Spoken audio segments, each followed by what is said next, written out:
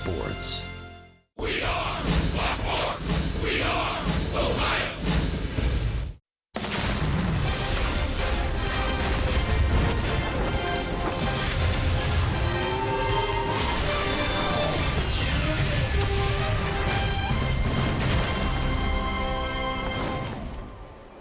Well, it's a beautiful night on the outside for baseball, although for some reason, as the temperatures have dropped here tonight, they're closing the roof on a beautiful night in Miller Park. Great tailgate area in and around this venue. And they're fired up. Their Brewers a game and a half back in the wild card going into play today, but knowing Colorado has already won its game today over Miami. And I, again, everybody, alongside the Cowboy Jeff Brantley and Jim Day. I'm Tom Brenneman. Delighted to have you with us on this Wednesday night.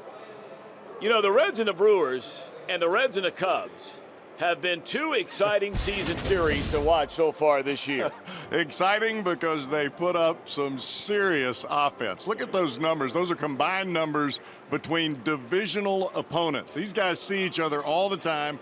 They're familiar with pitchers on both sides of the fence.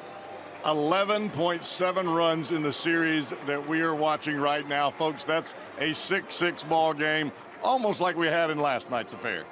And, of course, when you hit home runs like these teams do, and they hit a pile of them, and Schebler joining the 30 home run club last night. Yeah, I think when you watch Scott Schebler and you see the numbers that he has put up, you have a tendency to forget this kid's a rookie. When you watch Scott Schebler, I think there are a lot of things that you say, well, we'd like for him to make more contact. We'd like for him to not strike out as much. But let's face it, you got a rookie that can come in there and hit 30 home runs with the likes of Adam Duvall and the likes of Joey Votto. I mean, those numbers tell you about what this club can do if they could get some solid pitching. And that number in the middle, 5 players with 25, Cozart is one away from making it 6. Well, you bring up pitching, and let's take a look at the matchup here tonight. Homer Bailey will make his final start here in 2017, and you're familiar with the young man he's opposing here tonight, if I'm not mistaken. Yeah, Brandon Woodruff, a Mississippi State kid. I've watched him for a long time. Came out of Tupelo, Mississippi. He's thrown the ball well. He's handled the big league environment very well. And I think when you're thrust into a pennant race, as Woodruff is with the Milwaukee Brewers, you have to be able to compete, and this kid can compete. That's the Bulldogs, right? That's the Bulldog, baby. You better believe. You got it. Not the Rebels. I know. All right. When we come back, we'll check in with the Rebel, our own Bulldog around here. Man on the beat, man on the prowl with the red legs, Jim Day.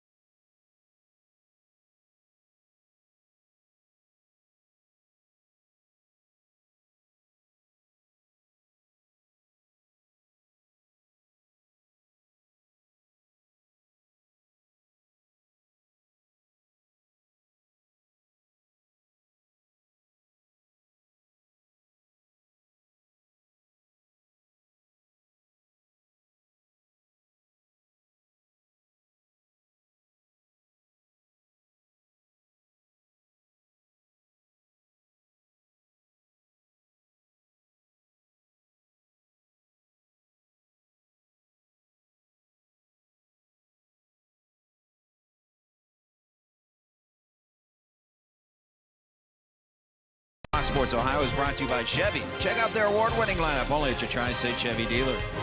And by Skyline Chili. Feeling good? It's Skyline time. Reds and Brewers set to do battle once again. Game 2 of this 3-game set. Last night, the Reds got another pinch hit home run. This one from Jesse Winker. He's got 7 home runs overall. Hello, Billy. 7 home runs overall, answering some of those power factors. But you think of the pinch hit home runs, Winker with 2, Duvall, Jeanette, Kibblehand, Suarez, Lorenzen even with 1. And it's a step in the right direction. Well, there was nowhere to go up and up after last season. They had no pinch hit home runs all of last season. First time since 1979. So 7 pinch hit home runs this season.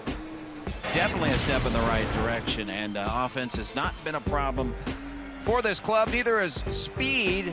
Check out the Reds teams with single seasons of 200 or more home runs and 100 or more stolen bases. And 2006, only better than 2017 as far as home runs go, with 216 home runs, team home runs this year, and 118 stolen bases. By the way, a footnote, Jim Mueller tells me in 2000, Reds had 200 home runs, and that 100th stolen base, the second to last game of the season, it was from the speedster Sean Casey, his only stolen base that year. Reds try to end the skid here in Beertown. Homer Bailey goes to the hill. Tom Berteman and the Cowboy Jeff Brantley standing by.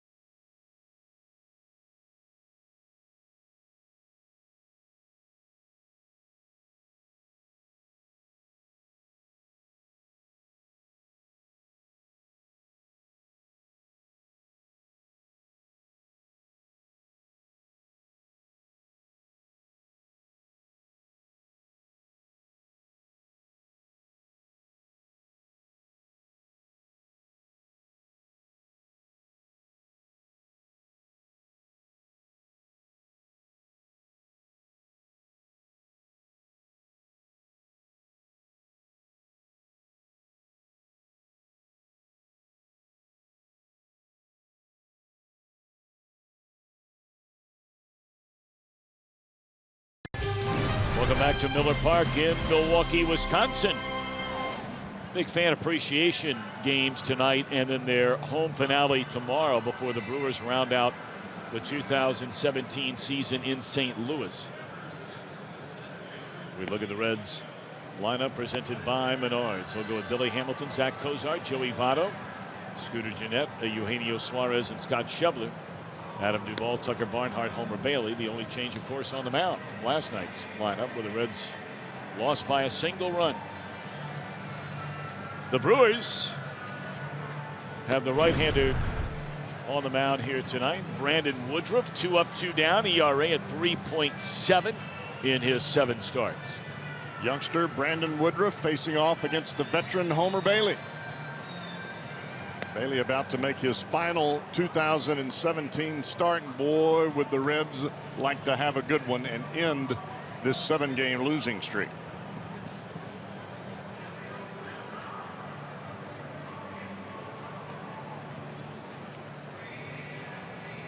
Well, Reds coming into play tonight. It's 66 up, 91 down.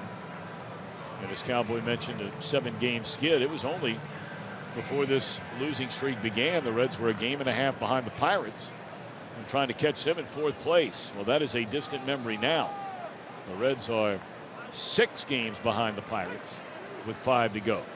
All right, here we go. Woodruff against Hamilton. Billy, a .250 batter. He looks at a fastball. Strike one, says a home plate umpire, Bruce Treckman. The crew chief is Mike Everett at first. Vic Carapazza at second base, and Bill Welke, the umpire, at third.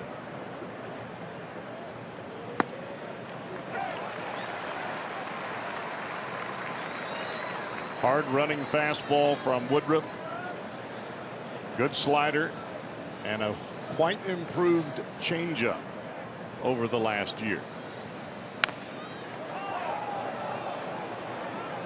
This is a kid, normally you pitch well in high school and college, and then you get into the professional ranks and things kind of get a little bit sideways, try to figure it out. For him, he's been better as a professional than he was as a high school or as a college player. They changed his mechanics a little bit, really quickened him up as he comes to the plate. He was the Brewers minor league pitcher of the year last year. Well, they brought him up on the 4th of August, and what a major league debut he had. Pulled foul. Became the 5th pitcher in Brewers franchise history to have a scoreless start in his major league debut. That was down in Tampa, 6 1/3, 7 hits, no runs. He has only had 1 bad game.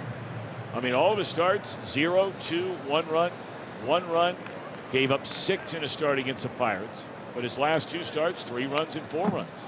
Now, he's not pitching really deep into games, but, you know, he's pitched into the 7th 3 times, a full 7 twice.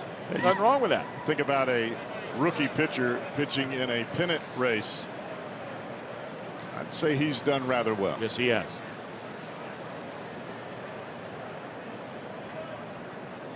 Seventh pitch of this at bat to open the game to Billy Hamilton, and there'll be an 8th.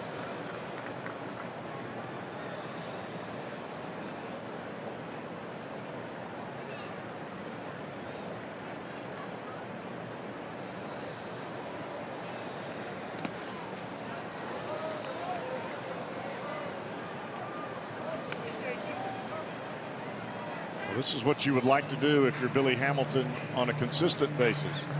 You start the ball game, you run that pitch count deep, you already put them on the defensive.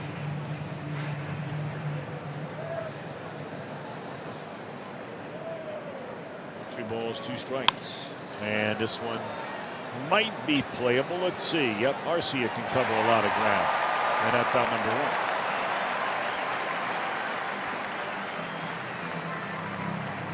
Take a look at Milwaukee on defense, presented by Ford. A no-go same as last night as well, including Vogt behind the plate. Again, the youngster Phillips out in center field. Well, that's a happy young guy. I bumped into him out on the field today and talked to him for about 5 or 10 minutes. Yeah, he's from the Tampa area, but he's just a really happy-go-lucky guy. Well, he kept talking about, he kept using a term you hear a lot, Cowboy. You hear it a lot from Southerners, you know. He said, "We're hunting that wild card. We're hunting that wild card." Sounds like my kind of guy. Absolutely. A nice kid. Nice till you cross those white lines.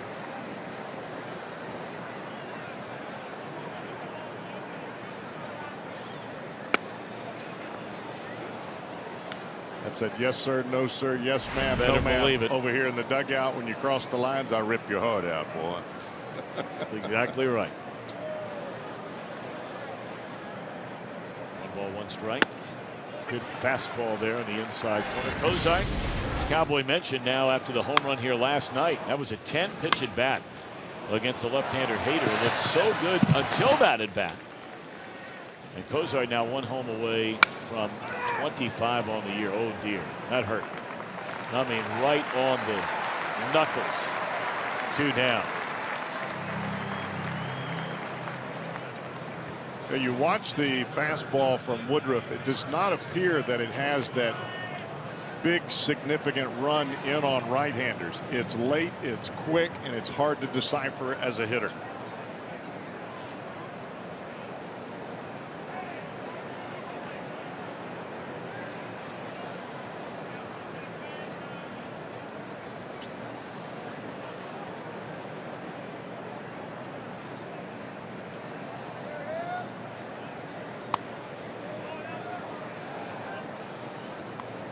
So many times as a pitcher you think, well, I want my breaking ball to break big so I can see it, or my sinker to move big so I can see it.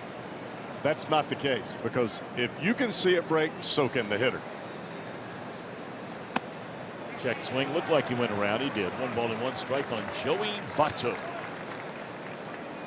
The ideal movement is the last 3 feet as the ball gets to the plate. That's when it's almost impossible for the hitter to pick it up. Short, quick, late. Votto's been on base 311 times this season, the most in the major leagues by a landslide. 31 more than Charlie Blackmon. And you see it's now the 3rd time in his career over 300, but he's on pace to lead the major leagues in times reaching base for a 3rd time, and that one is way back. He'll reach base his first time tonight. 1-0 Redlegs.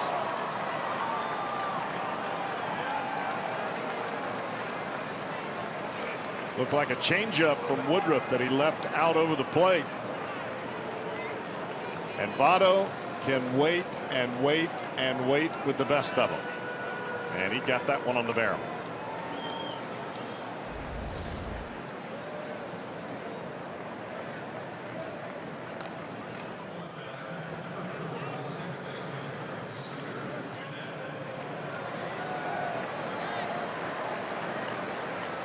Normally, when you have a hitter that chokes up as much as Votto does, that changeup that runs away from him, he'll run out of bat.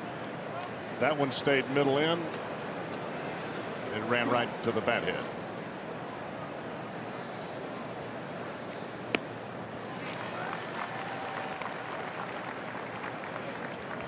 It's the 11th time this season, and Votto's hit a home run in the 1st inning. George Foster, the year he won the National League's Most Valuable Player of the Year award in 1977 when he hit 52 home runs.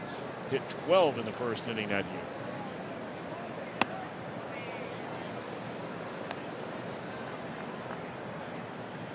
Votto is now 1 home run shy of matching his career high, which he set in 2010 when he was the National League's Most Valuable Player.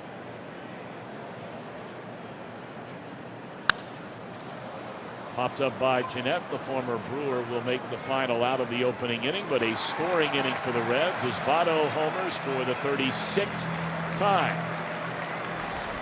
Homer Bailey gets the ball when we come back, pitching with a 1-0 lead.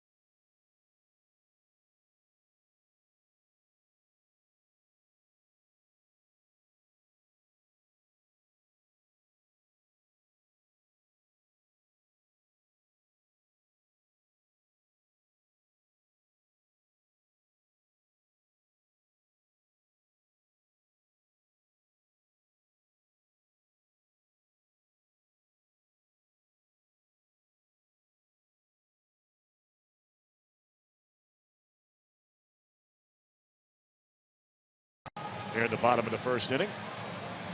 Greg Council's starting lineup presented by Menards. 83 up, 74 down. Thames, Walker, Braun. Travis Shaw, 31 home runs, 99 batted in. Santana hit a home run in the first inning here last night. Vogt had 3 doubles last night. Arcia, Phillips, Woodruff, the latter third. And Homer Bailey makes his final start, his 18th start of his 2017 season. Looking for quick, sharp innings early. Try to keep this Brewers club from getting too much momentum early in the ball game as they did yesterday. Well, Bailey, of his 17 starts this year, 3 of them have come against the Brewers. He had 1 terrible start and he's had 2 pretty good starts. The terrible one was the first one. First pitch is ripped into right field, a base hit by Thames. He gave up 6 runs in 3 innings. Back on June the 29th, that's when he first came off the disabled list. In fact, that was his 2nd start after coming off the DL. But you look at subsequent starts. August 11th, 5 innings, 2 runs. And most recent, the 4th of September, in the 3-game sweep, 3 runs in 6 innings.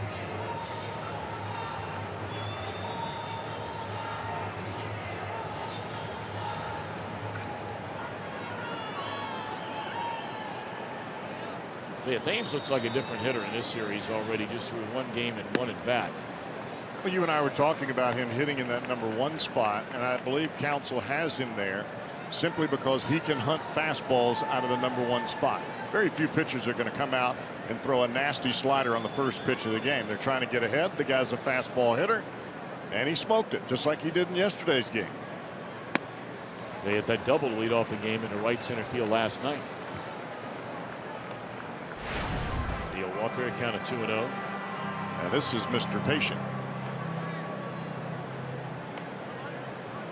Been a rock solid player for a long time. Boy, no kidding. Long time in a Pirates uniform. That's his hometown.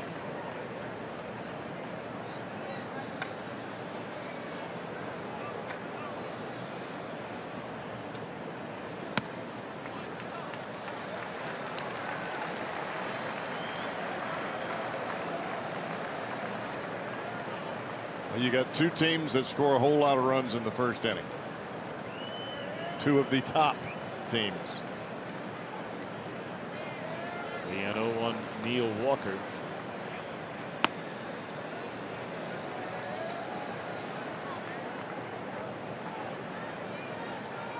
There you go.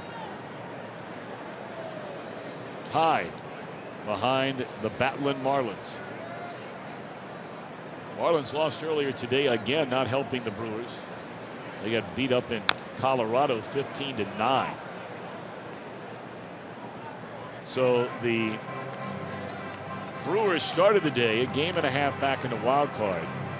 They're now 2. They could get it back to a game and a half should they win. And with the Rockies off tomorrow prior to playing a weekend series against the Dodgers, Greg Council said it point blank. We got to win today. We got to win tomorrow. And with 3 to go, we'd be 1 game back. I mean, there was no political correctness, no nothing. You know, geez, I hope we can do that. It was just period. There's ball 4 to Walker, and the Brewers have the first 2 on here in the bottom of the first inning. Well, when you're chasing as the Brewers are right now, you worry about the here and now, and you take tomorrow when it comes. That's all you can do. And he basically was saying before the game today, said, you know, we've just been so many tight games. We're grinding for this playoff spot for 2 straight months, basically, when you really kind of start looking at it at the beginning of August. Said, you know, said a lot of our pitchers are running on fumes right now. He said, but everybody else's pitchers are running on fumes too. But would you rather run on fumes playing for something or run on fumes and just finish out the year? That would be a rhetorical question. Thank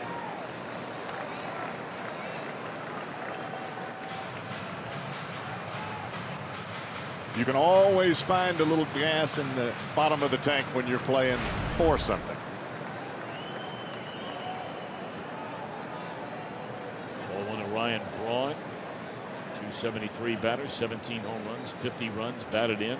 He's one of the few guys still around here that was a part of the, those Brewers team where they had a nice little run at it, kind of like the Reds did over a 3-4 year span.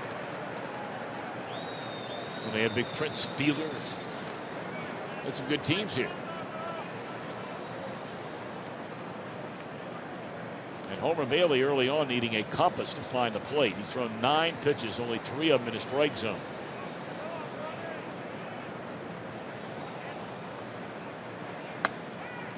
Two and one. I don't think Ryan Braun liked that call one bit.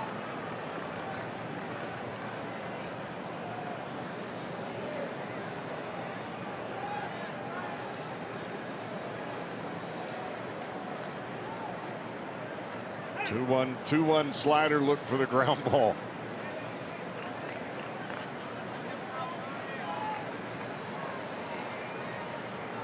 Two balls and a strike on Braun with 2 on and none out. Started 2 and that's ball 3. He threw in the slider, but it was well off the outside corner. That's a pitch that you have to throw to contact. Does not appear that Homer is real comfortable right now. Well, his career has not been good against the Brewers. An earned run average of almost 5. And that is in 25 career starts against Milwaukee. Now, there are a lot of new faces on this team, in fairness. He's not facing a lot of those same guys. 3-2. Good slider there. Short, quick. Braun swings right over the top of it.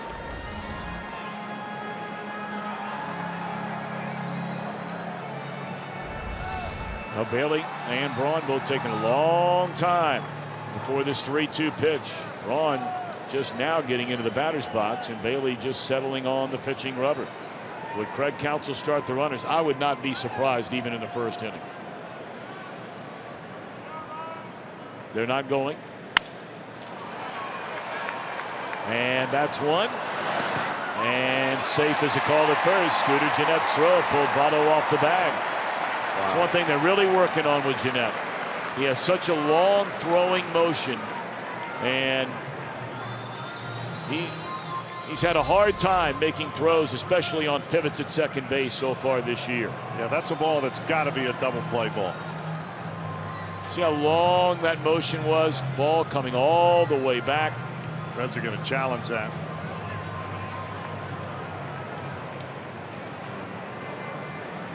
And will probably win it.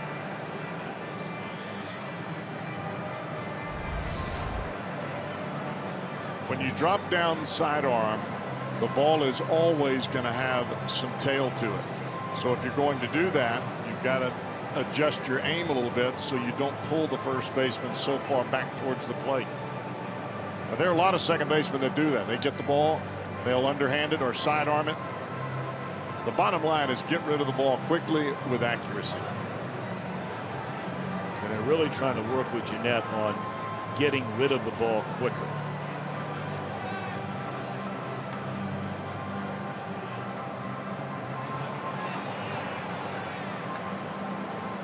I think the Reds may be the beneficiaries of this one. Yeah, I think you're right. Although I stopped guessing a long time ago, so I'm going to shut up. There have been plenty of times where I've said, oh, that's a definite out. It's not. Well, it's obviously taken him a while. It appeared Votto had his foot on the bag as the ball entered the back of his mitt.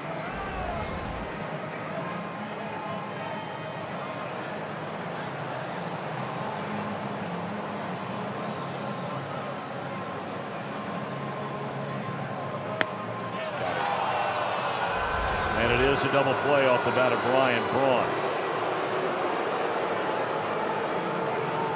So rather than first and third and 1 out, it's a runner at third with 2 outs. Reds in front 1-0 here in the first inning, and Travis Shaw will come to the plate. Give you one more look at it there, and out. As the call is overturned.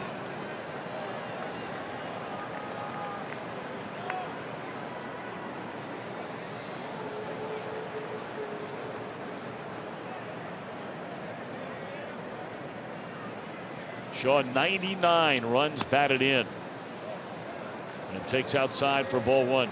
His first year as a Milwaukee Brewer, came over from the Boston Red Sox. Told you last night he hails from Washington Courthouse, Ohio. His father, a longtime pitcher in the big leagues and an all-star in fact with the Reds. Although when he went to the All-Star game, he did not wear a Reds uniform because he got traded right before the All-Star game to the Dodgers. Was not very happy about it, I might add. No.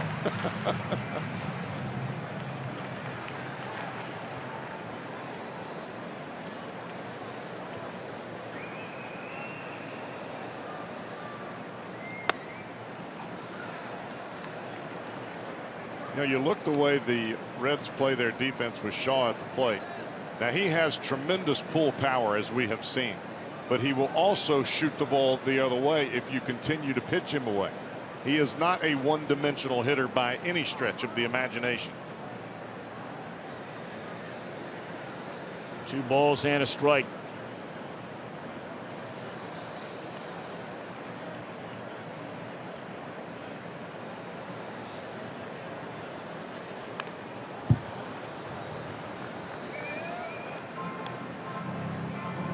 Shaw played collegiately at Kent State. You may remember they had that run of teams that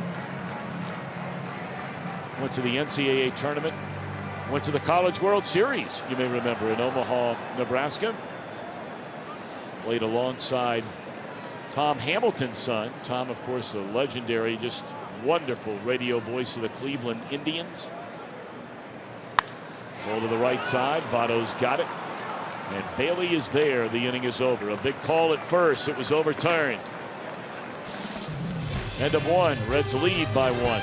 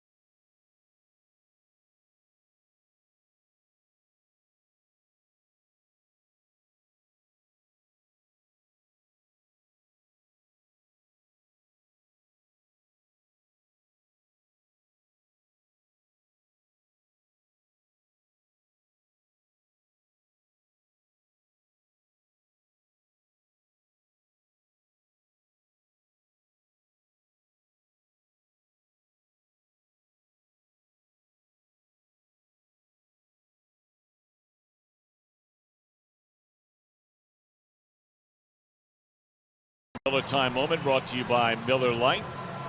I'd like to send out a special hello to Sergeant Billy Schroeder in Fort Campbell, Kentucky. Of course, his dad, they love him here, longtime Major League catcher and TV analyst Bill Schroeder. Bill is watching tonight, and he'll be getting married next month. Oh. To Elizabeth Buslin, and understand they're able to watch the game together tonight. Dad sends his love to both son and future daughter-in-law. So Billy, hope you and the troops are doing well down there tonight in Fort Campbell, Kentucky. God bless you. And thank you for what you do. Amen. They just had a Bill Schroeder disco ball bobblehead over the weekend. And a couple of guys on our TV crew were telling me about it, because they know I love giving Schroeder a hard time whenever I can find something to poke at him. And I'm going to tell you, that thing is sweet. They've got him in the John Travolta you know, from Saturday Night Fever, the white suit, open collar. There's a first out in the inning is Suarez, and they have him pointing, you know, to the sky with the finger, and the other one, you know, down towards the ground. I mean, it's awesome bobblehead. That's pretty really cool. That's pretty cool.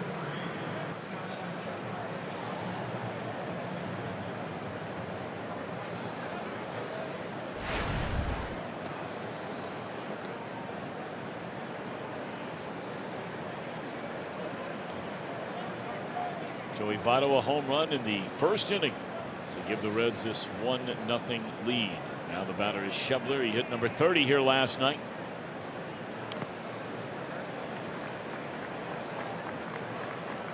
Schebler will be the first to tell you, though, there were a couple of other at-bats in the game where, you know, the Reds were down 2, the Reds were down 1, where he'd like to have those at-bats back. Granted, the 30th home run was great. I'm sure he's very excited about it, but he's as hard on himself as anybody is, and was unable to make contact in either one of those at bats.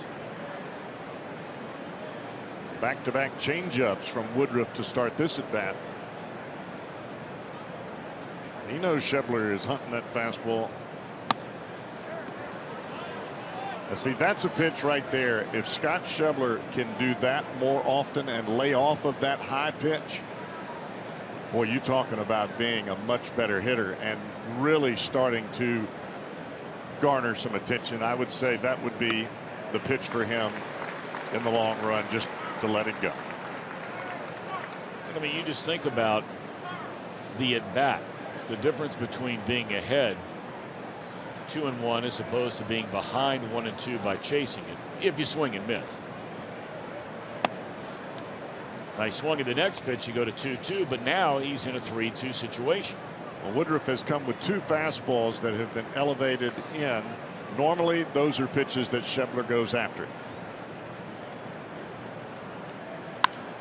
Pulled him with a changeup way out in front. 2 away in the inning. Let's check in downstairs. JD. Yeah, I talked to Scott Schebler about the 30 home runs last night after the game, and he said 30 home runs was a goal. He was happy to attain it, but in the same answer says, listen, I know I need more consistency in my game. And you talked about swinging at better pitches, putting the ball in play more. He's very self-aware. He knows that the 30 home runs are nice, but he's certainly nowhere close to the player he thinks he could be. JD, thank you. I think the one thing you can count on with Schebler at the ballpark, he's going to come to beat you every day. There's no doubt about that. Duvall a fly ball to end the inning. We're with Jeff Brantley and JD at the ballpark tonight in Milwaukee.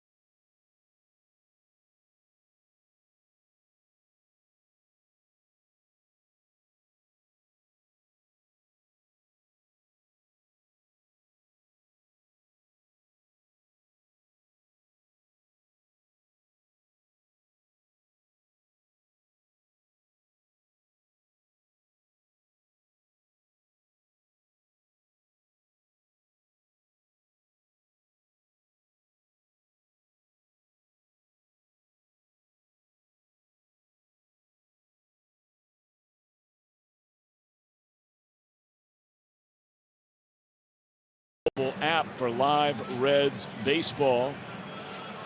Download MLB.com at bat today. The Reds in Fox Sports Ohio would love to send out a very special happy birthday wish. How about this one? Velma Kelly over in Florence, KY, celebrating her 93rd birthday today. Happy birthday, Velma Kelly. Come on with it, Velma. Atta girl, 93 big ones. That's nice. Look forward to this day next year. Wishing her 94. Happy 94. But enjoy number 93 today, Velma.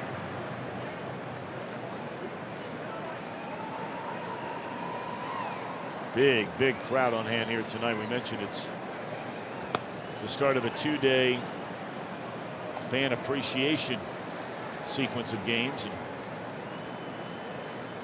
tell you what, for a Wednesday night, they're jammed in here. Crowd. Of course, they had to change the game tomorrow night. We brought that up earlier. They were supposed to play another 6:40 or 7:10 game here tomorrow night.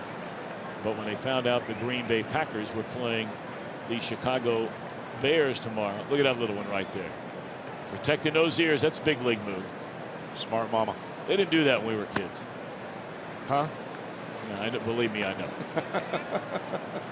It's funny, you know, how little things like that. They matter. You get more information, and you realize that big crowds like that can affect those little ones right from the start. There's strike Nice 3 pitch. call. Good Nice pitch.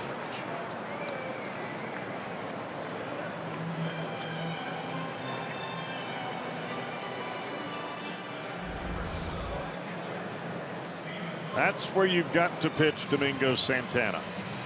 In hard on his hands. Anything that's out over the plate, that's usually a pitch that he can handle rather succinctly. Now you look back at Bailey's first inning after the walk of Neil Walker, it was like a light switch went on. And he's really started to locate the ball that really kicked his adrenaline in, or concentration, or focus, however you want to say it. Just get him out, baby. Well, he's throwing a lot more strikes now all of a sudden. Fastball up and in. 1-1 to Vogt. He had a big game here last night. 3 doubles. Seemed like everything that was close to him, he was hooking down the right field line. It's his 42nd game as a Brewer, and he's had the overwhelming majority of the starts since coming over. It's his 30th start in his 41 games. And he missed time. Missed about a month with a sprained knee. Well, the problem that the Brewers have is Manny Pena, their normal starting catcher, or at least he has been, hurt his thumb in a ball game against the Cubs. And it's on his catching hand, which makes it doubly so. Yeah, that was the first game of that Cubs series he got hurt here on Thursday, and has not played since.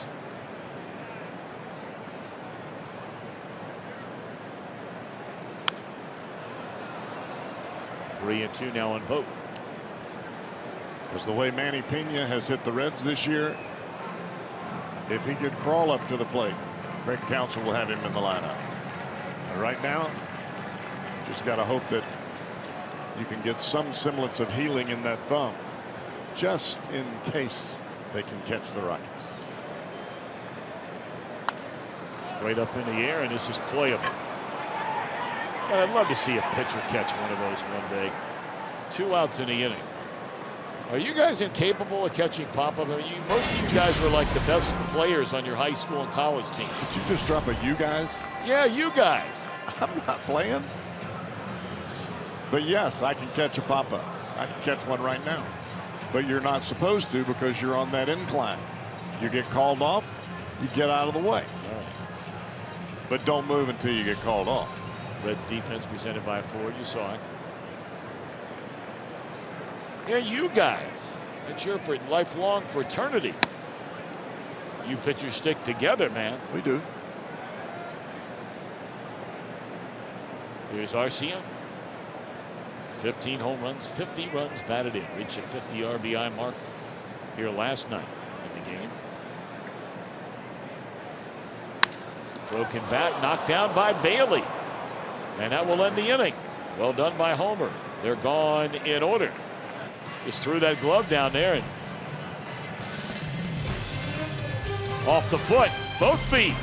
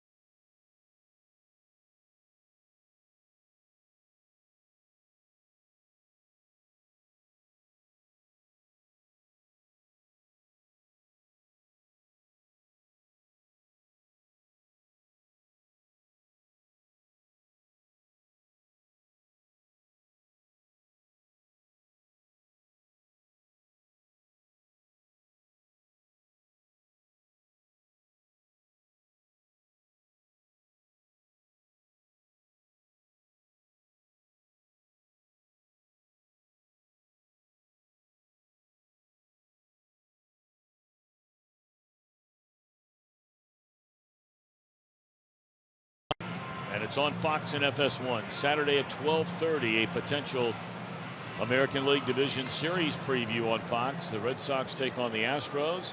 The Yankees battle Toronto. Then on FS1, division rivals slug it out. These Brewers take on the Cardinals. That could be a monster game Saturday. And there's a monster job to right field off the bat of Barnhart into the second deck. Second solo home run for the Reds in this game. Barnhart joins Votto. And it's 2-0 Cincinnati to begin the third. Tucker number 7 on the year.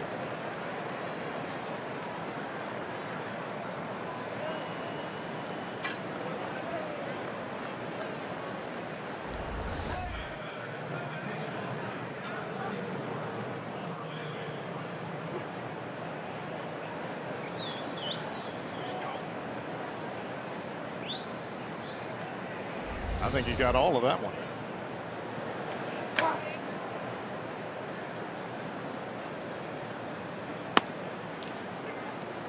He sure did. And he just continues to have an excellent season. Brand new 4-year contract for Tucker Barnhart, the pride of Brownsburg, Indiana.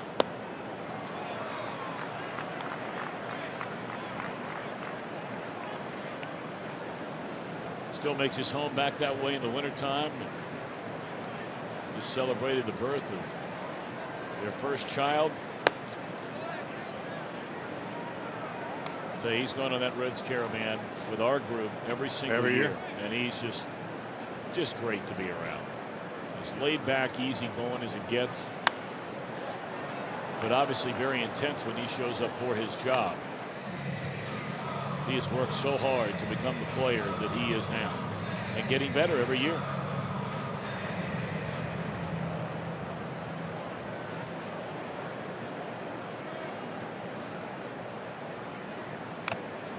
Off the mask of Vogt. I was saying this to your dad the other day in the middle of a ball game. I said, where would the Reds be without Tucker Barnhart? Right. You're right.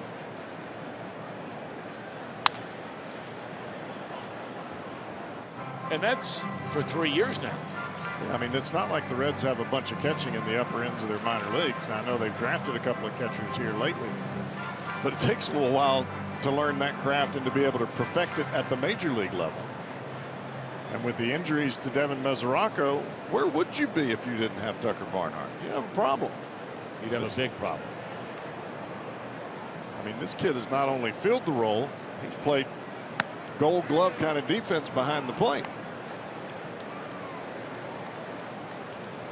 Tonight, Tucker making his 103rd start, and that will lead all Reds catchers for a second straight season. Pretty good at bat right there by Bailey, and this ball will go all the way to the wall. Homer on his way to second base, and he'll stop right there with a 2-base hit. Hanging breaking ball.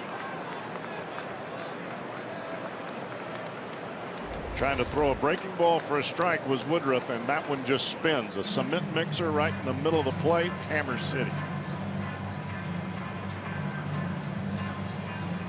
And already the bullpen phone is ringing. I mean, every single one of these are like a one-game elimination, almost, not quite, but almost, for the Brewers. Because look, you lose tonight, you go to 2.5. You lose tomorrow, you're at 3 with 3 to go. You can't be letting some starters settle in and give up 3, 4, 5 in the first 3, 4 innings. Hamilton stabbed at that, fouls it off. Now, normally in this series, as we talked when we started this ball game, 2 runs do not the game make. Right. But you can't allow the game to get out of hand if you're Craig Counsell. And if you're the Reds, that's what you're trying to do. You're trying to create a bit of separation.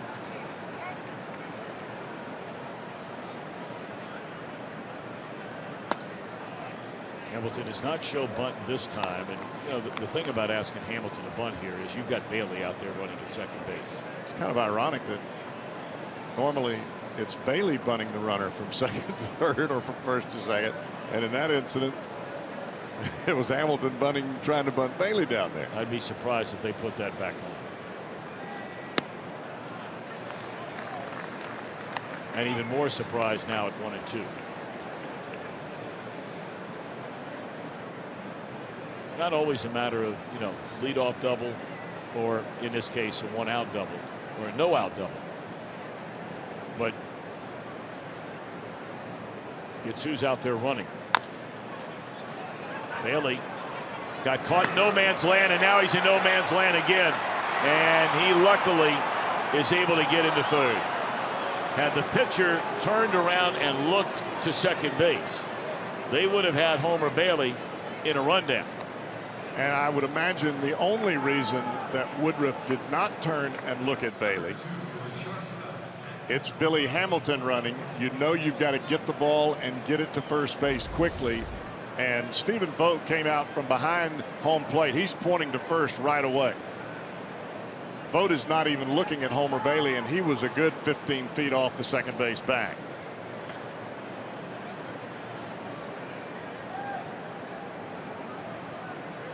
But give Bailey credit. Once he saw the throw go to first, he took off immediately for third and never slowed down. I mean, he looks like he's gassed over there. He had to kick it into high gear. I imagine that heart started beating a little bit. You get caught in a rundown situation, you got to come on with it. Now Cozart with a runner at third and 1 out. Brewers have their. It's not like they're bringing their infield all the way in because of who the runner is at third right now. But that's where they are trying to make sure that they look at if there's a ground ball right at an infielder. Oh yeah, they'll come to the plate. 2-0.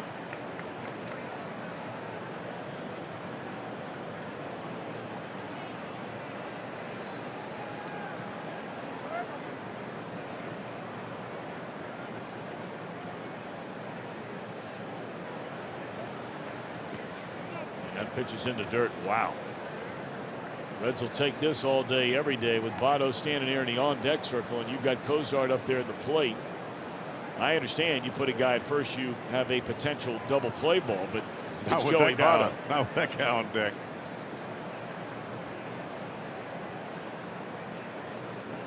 So Woodruff the pause, and a 3-0 coming to Cozart. Not even close on any of the 4 pitches in that at bat. And I would imagine that leash is getting shorter by the second. There are guys running all over that bullpen, but I don't think anybody is officially up yet. There are about 12 guys stretching out there. It looks like an exercise class.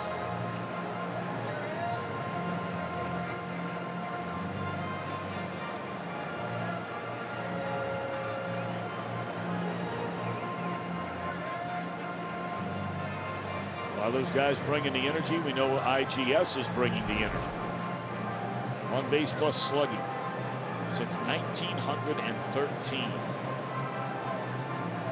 Look how close that is. Votto fourth this year. He won the MVP in 2010. How about Big Mitch in 1994? Kevin Mitchell and Hall of Famer Frank Robinson in 62.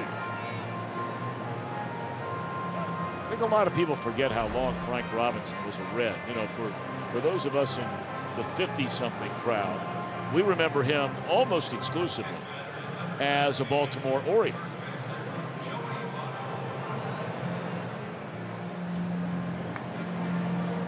What I remember is looking at those stats, and they piled up for about 20 consecutive years of just straight raking. It's incredible. At the time, the Reds general manager, Mr. DeWitt, as Votto sounded like he broke his back. Yep, he did. Thought Frank Robinson was an old 30. Well, Joey Votto seems to be drinking from the fountain of youth here this year, and last year for that matter. It's his first time up tonight. Number 36. How about that? Him and Jesse Winker.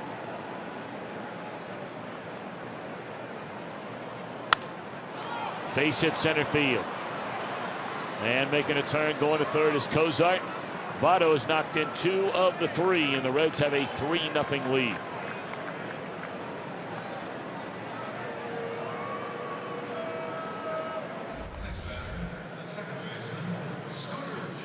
You come in with a fastball. You broke his bat on the first pitch. He's already taken your changeup out of the ballpark. If you're Votto, you're thinking, all right, he's going to really try to rush me right here since he broke my bat on the first one. I know he's not going to throw me another changeup. And Votto's right on it.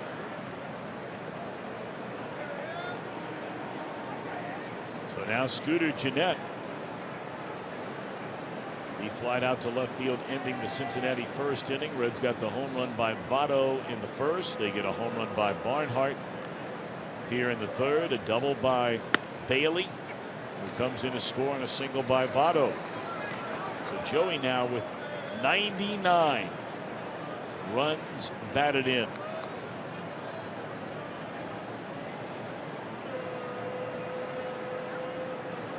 The year he won the MVP, knocked in 113.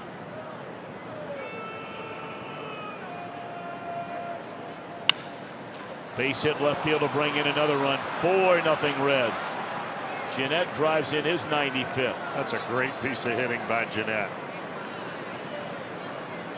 Shaw had to stay at home with Cozart at third, but Arcia was pulled up the middle. It was wide open on the left side of the infield. You could really see. Watch Scooter's eyes go right down to the baseball, keeps that front shoulder right on top, and drives it right through the left side of the infield. That's money hitting right there.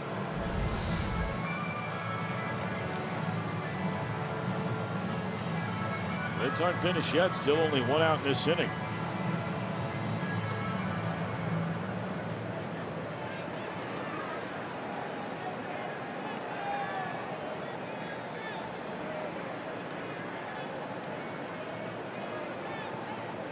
Left-hander Wang and the right-hander Carlos Torres getting loose in the Milwaukee bullpen.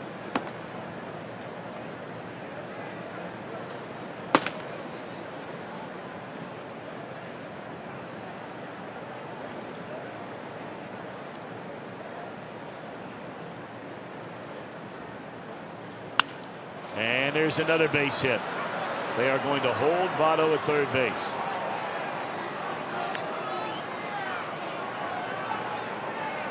Four straight batter reaches. and the 6th batter to reach here in the inning.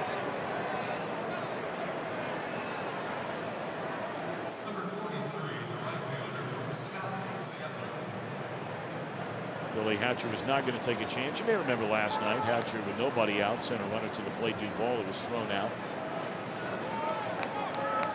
But tonight throws the brakes immediately on Votto, and they're loaded for Schebler, the 8th red to bat in the inning.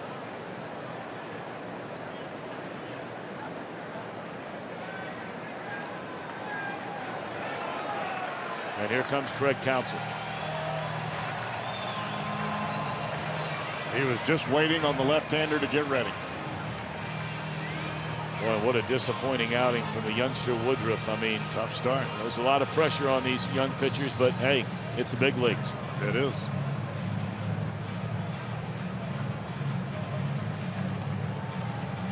So he lasts all of 2 1/3 innings. Gives up 6 hits so far, 4 earned runs. He walks 1 and does not strike out a single batter. Skyline Chili called to the bullpen. Back in a moment.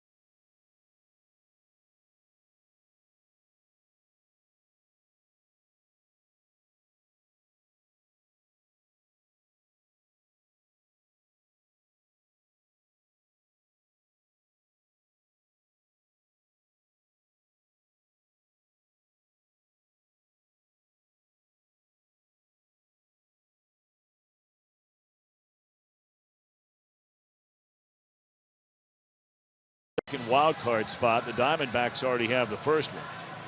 So Milwaukee begins play tonight 2 back. Cardinals 3 back.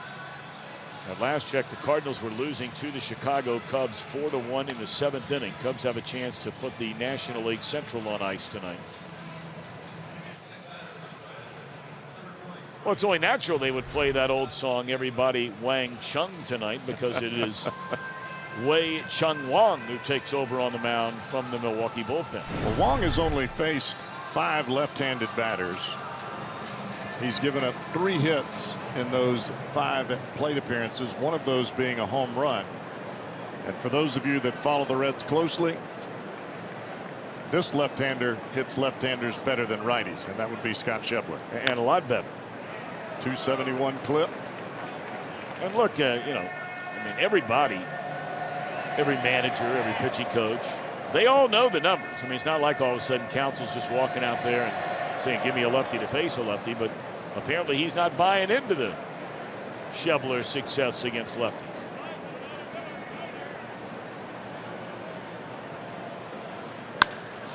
Well, he might buy in now. Base hit center field. We'll bring in another run, and the hits just keep on coming for the Redlegs here in the 3rd inning. A 4 spot and still batting with the bases loaded.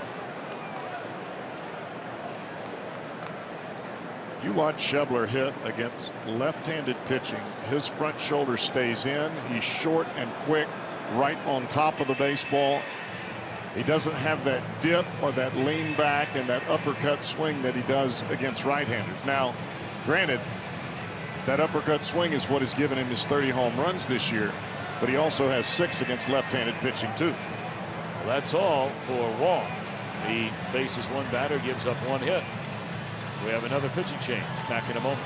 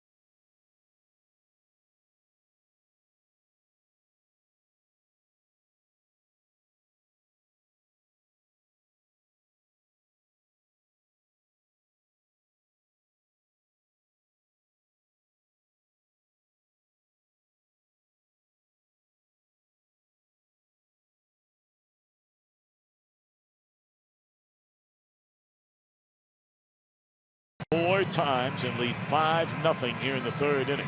And now it's right-hander Carlos Torres to face Adam Duvall.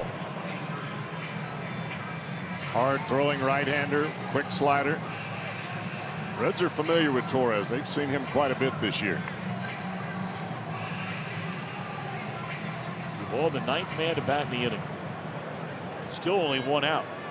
The only out was Billy Hamilton's tapper back to the mound after Bailey had a double following the Barnhart home run, which started this inning. And I mean to tell you, ever since Hamilton was retired, 5 straight Reds have reached walk, single, single, single, single.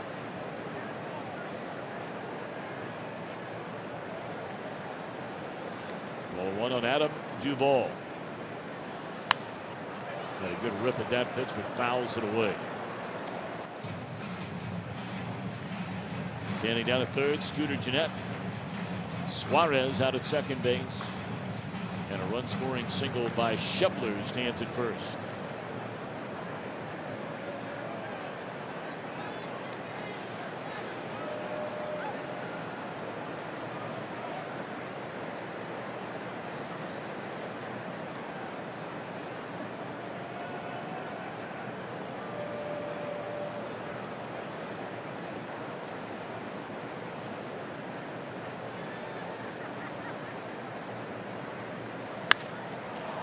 Straight up into the air. Will back up Phillips plenty deep enough to bring the runner in from third. Sac fly RBI throw goes into third. And the Reds now lead 6-0. A 5-run third and still batting. Duvall RBI number 98.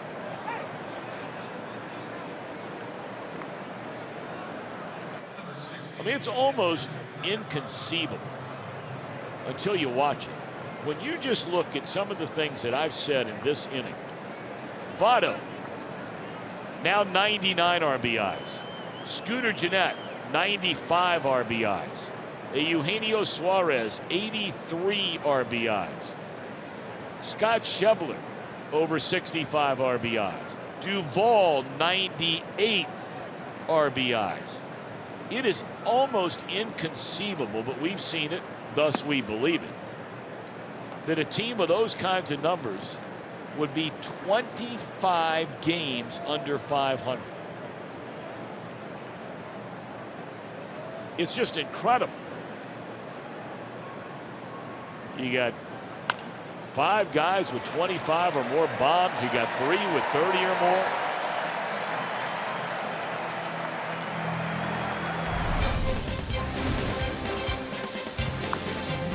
Big inning for the Redlegs. big. And a 6-0 lead.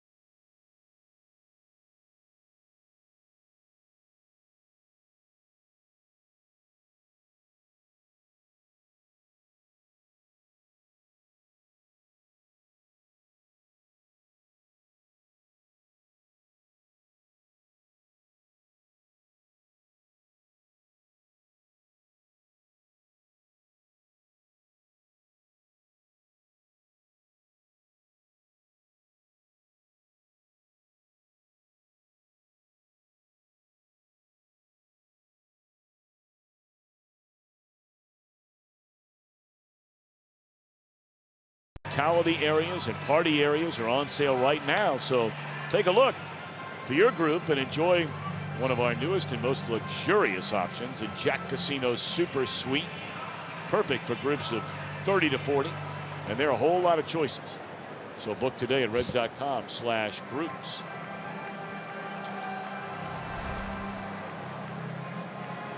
A few Reds fans sprinkled in and around the ballpark here tonight.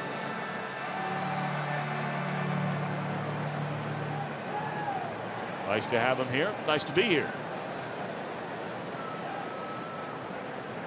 And a real good start for the Reds after 2.5, a 6-0 lead.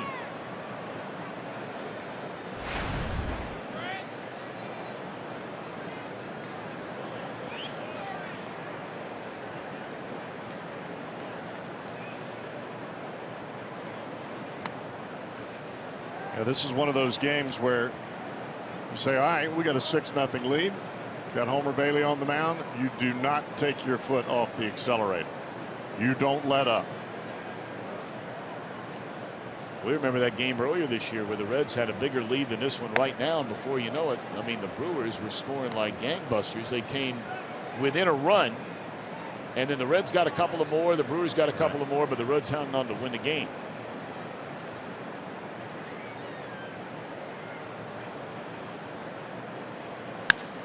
You know, it's interesting when you play 162 games in a year. Jeanette again, a long time with that long throwing motion. I mean, the Reds have talked about really working hard with Jeanette on this, and he's a worker. He will look, but look how long it takes him when he fields a ball to come all the way back. And by the time he throws it with somebody who can run, he barely got it. Play.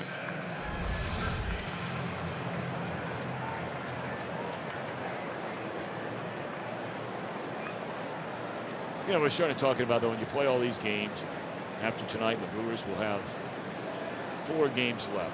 So they're 158th game of the year. But, you know, you talk to those who are with a team, follow the team, they'll say, you know, you look at 3 series for the year. As Andrew Susak will come up and bat for the pitcher, Torres. But you talk to those who follow this Brewer team, and I mean, right off the top of their head, they'll tell you, you know what? 3 series. 3 series. Perhaps the difference between going to the playoffs and not. The 3-game series sweep against the Reds. September 4, 5, and 6. They were swept. A 4-game series against the Pittsburgh Pirates. That's a killer. And they were swept 4 games, 2 home, 2 on the road against the Minnesota Twins. That's 0-11 in 3 series.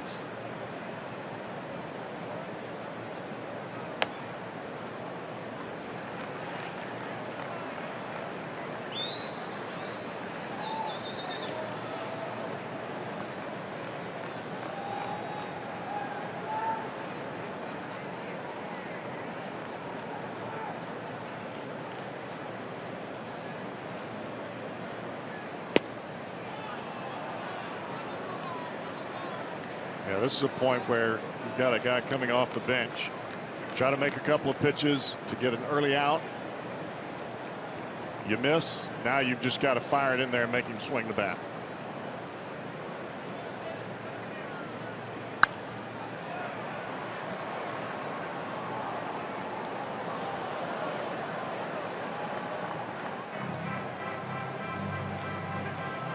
All 6 runs, earned runs, charged to the starter, Brandon Woodruff, in just 2 1/3 innings.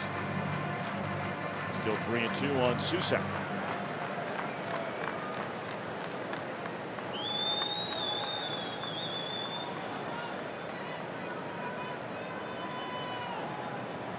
Bailey 1 strikeout in the game, and still in a battle with Susak.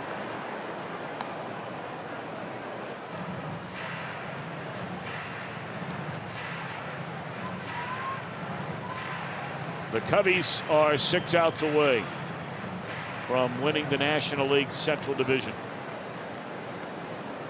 for what would be a 2nd consecutive season. And they're on their way to the playoffs for the 3rd straight year.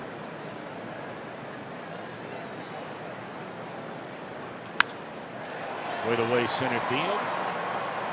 Easy for Hamilton. 2 down. Nice comeback by Bailey.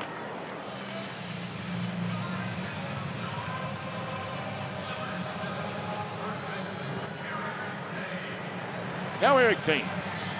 He singled on the very first pitch of the game against Bailey. And then Bailey walked the next batter.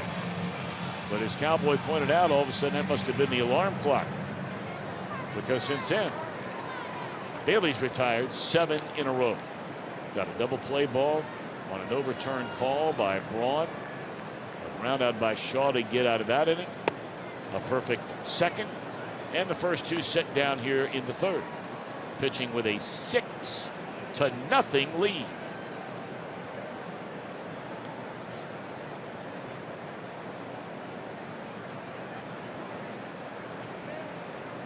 Jeremy Jeffress is the pitcher getting loose in the Milwaukee bullpen.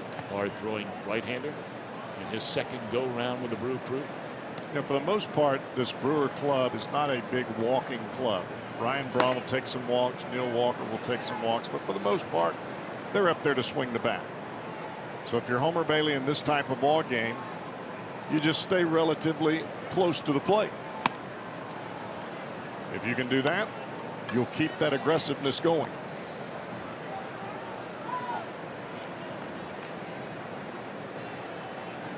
That's not to say you just fire everything right down the middle. That's not what I'm talking about. You just keep mixing it in and out and keep the pressure on the Brewers, because it's definitely on their backs right now.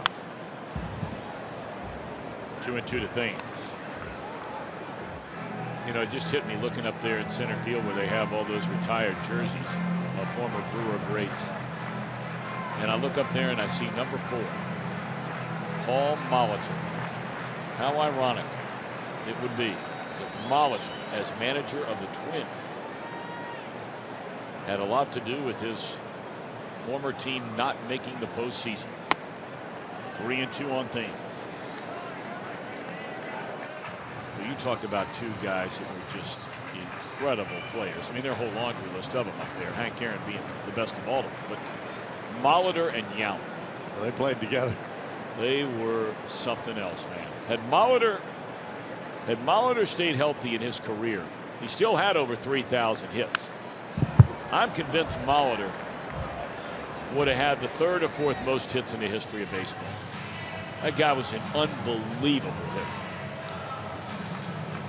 Just had, both of those guys just had a unique ability to get the barrel to the baseball, regardless of where the pitch was, in or out, up or down, and regardless of the speed. Great balance, great hand-eye coordination. Bailey thought that was ball 4. But Bruce Druckman says, no, we got to look at that and put in that Fox strike zone to see where that one missed. Got to see that.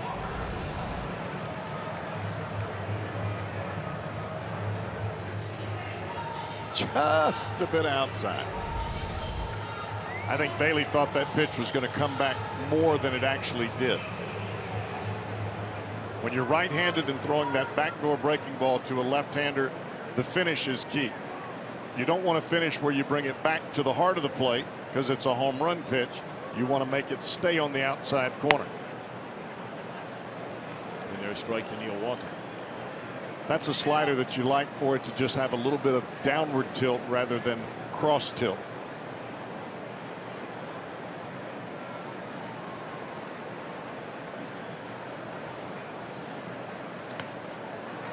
So Bailey walks Thames with a 6-0 lead and 2 outs here in the bottom of the 3rd inning.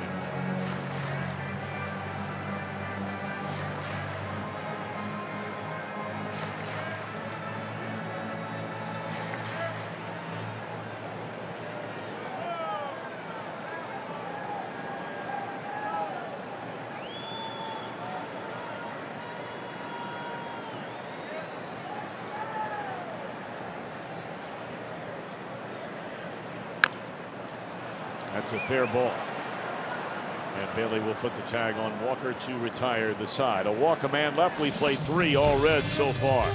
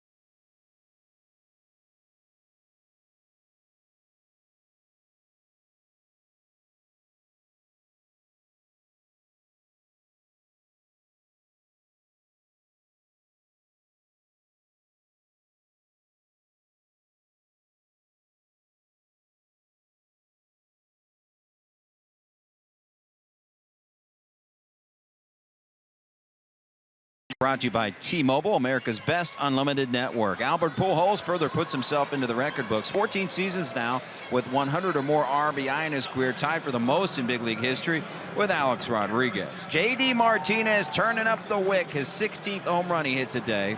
That ties the all-time record set by Ralph Kiner back in 1949.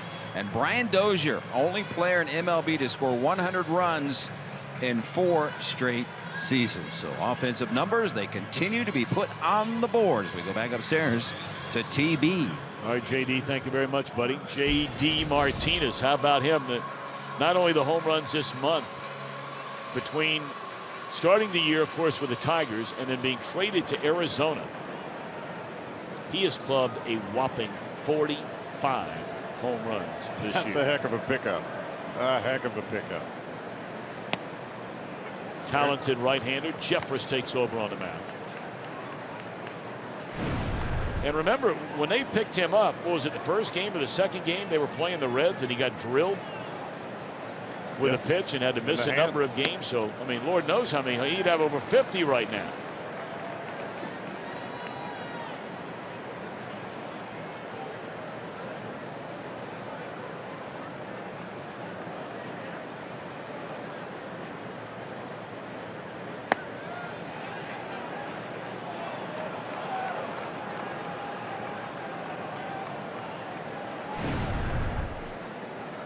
Jeffress at one point in time before being traded to the Rangers, he was the closer of this club. Yep.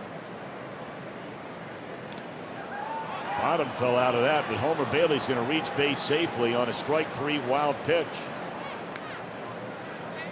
All right, let's see what's going on back in our Cincinnati studios. Let's send it back to Jeff Piecoro.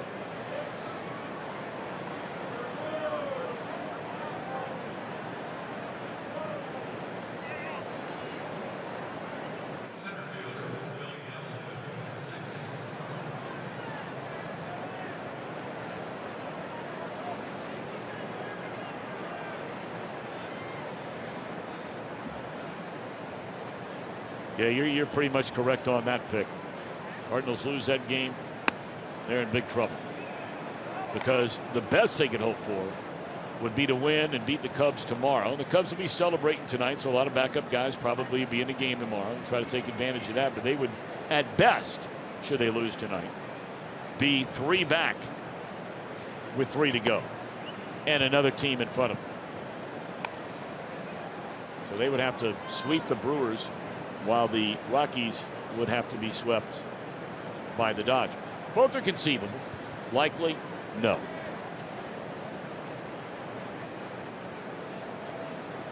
I mean, that was full-on desperation mode. Once the Cardinals were swept last weekend, not this past weekend, but the weekend prior, they were playing so well. They went into Chicago and they got swept 3 in a row. It dropped them behind the Brewers. It dropped them way back in the division. And that was it.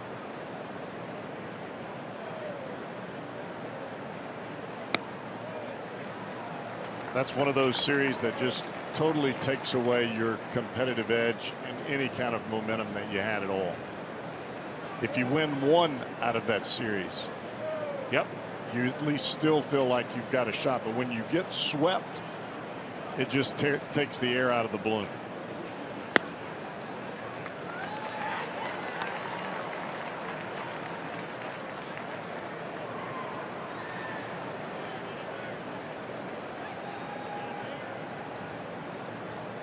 With the Reds hold on to this lead against the Brewers, they'll take a whole lot of air out of the Brewers balloon. You're right about that.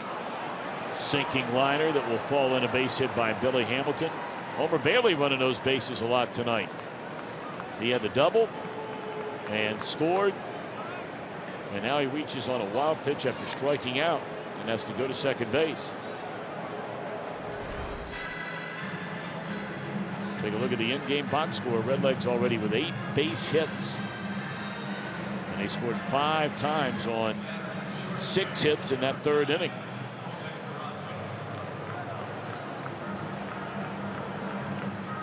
Peraza is going to bat for Cozart.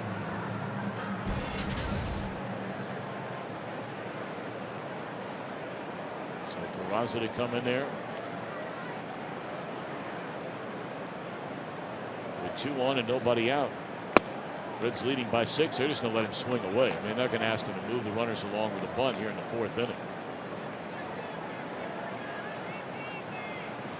Cozart's all right. It doesn't take much. You know, a full winter of rest will certainly help that ailing quad. There's no 2 ways about that. But while you are still playing inside of a season, it's very easy to tweak that thing. Doesn't take much. Well, especially when you're in a spot where you're trying to score from second or first base, and you have to add that little bit of extra. That's when that elongation happens in that quad.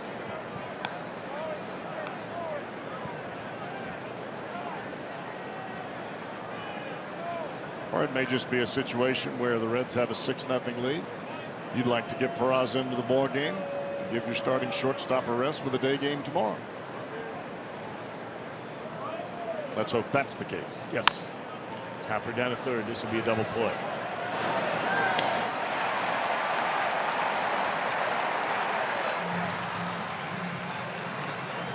So on to second base goes Billy Hamilton, 2 outs.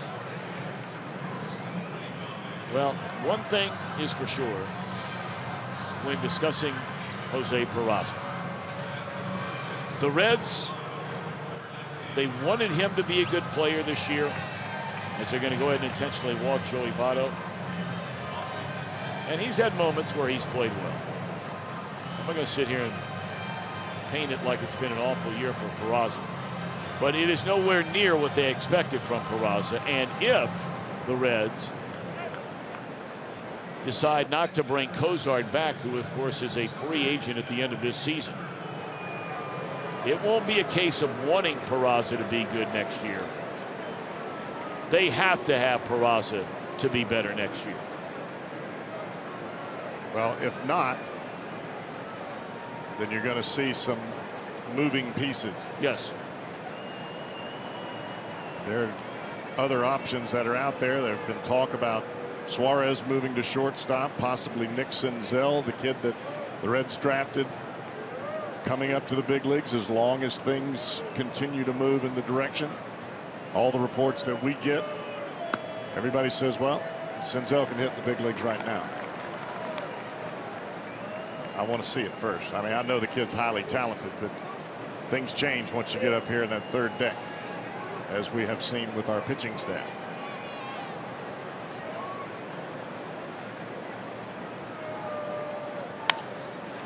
Line drive will end the inning.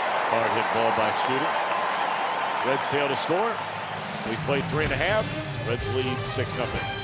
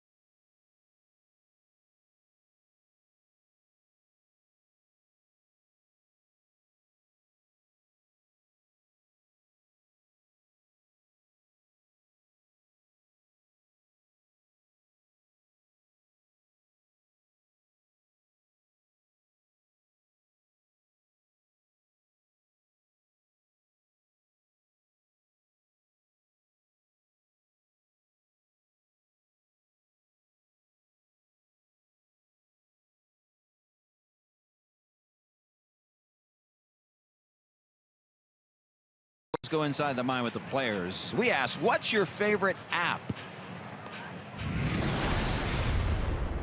I would say maybe Trulia. Let's do Trulia.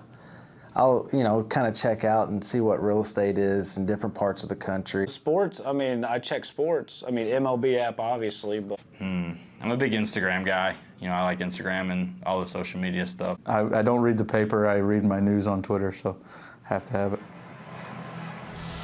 All right, I know Cowboy's an app guy. Cowboy, you got a favorite app? Yeah, the weather app. The way I know what to wear on a given day. I'm with you on that. As much as we travel, gotta have it. Gotta have the weather app. I have apps on my phone. I actually don't even know what they do, but they're on there. I'm with you, Cowboy. I have no idea. JD's dialed in on that stuff. I mean, he is Mr. Technology. No. Yeah, you are. I mean, you're good at it. You're able to help all of us out. Although I'm still thinking about that one flight when I was sitting catty cornered behind Cowboy, and every time I looked over there, he was trying to start some TV show or some movie, and it would never start. That was not real. And I just watched you get madder and I was madder not real and happy madder. with iTunes on that given flight. I kept looking over there. What I realized is that I didn't hit download. That's a problem. Well, yeah. I mean, I bought it. I just didn't download it. And the movie's on there. It's just only the title.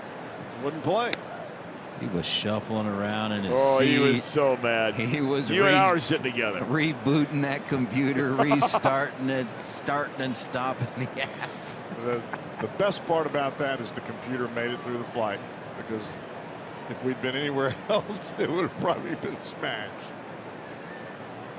1-2 on Ryan Braun. I'd forgotten all about that. Golly, dude, that was funny.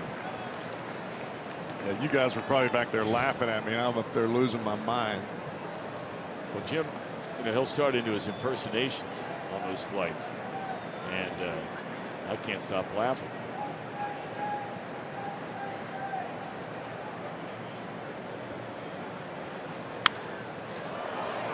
We were trying so hard to politic for Jim Day to go inside the ultimate inside. As the Reds they brought in their baseball operations department. I mean, everybody. Obviously, the general manager, Dick Williams, Walt Jocketty, Cam Bonifay, and Jeff Graupe, and Nick Kroll, and Eric Lee. I mean, a cast of dozens. And meeting about the future of the Reds, looking ahead at 2018. Their strike three call to Braun. He didn't like it.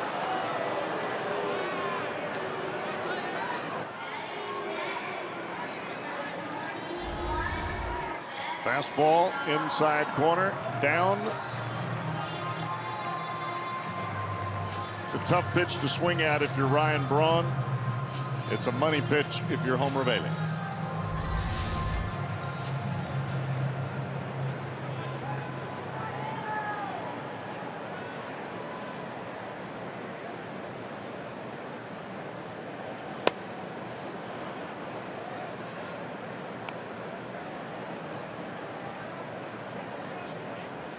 Those are the kinds of pitches as a pitcher, especially in a ball game like this. You start getting some called strikes that the opponent does not feel as though they're called strikes. What you were talking about with Shaw a little bit earlier, shooting one into left field. But what you do with those called strikes is it takes the opponent's their ability to compete against you starts to turn towards the umpire, and that's really what takes them out of the ball game. But it goes back to making quality pitches in certain counts. That was a great at bat by Travis Shaw there, just taking the ball the other way. You take what the pitcher is going to give you. That's the first hit since the first batter of the game for the Brewers. Thames on the first pitch, in fact, of the game. Put the line drive into right field. Bailey had not allowed a hit until that one out single by Shaw.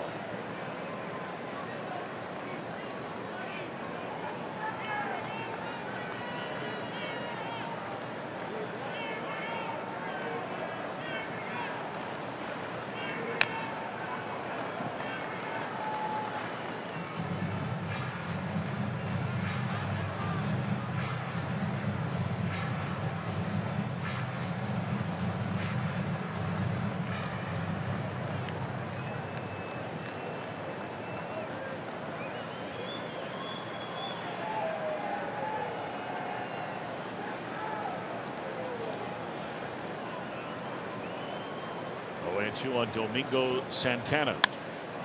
Fisted into center field. I'd say that's a strong guy, or either of those balls were really juiced. Probably a combination of the two. Because, I mean, he hit that ball barely over where his hand sat on the bat, and it flew into left center field.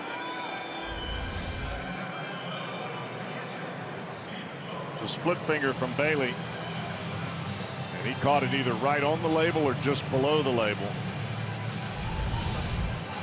He's a big fella now, and he's strong. Yep. but he's out.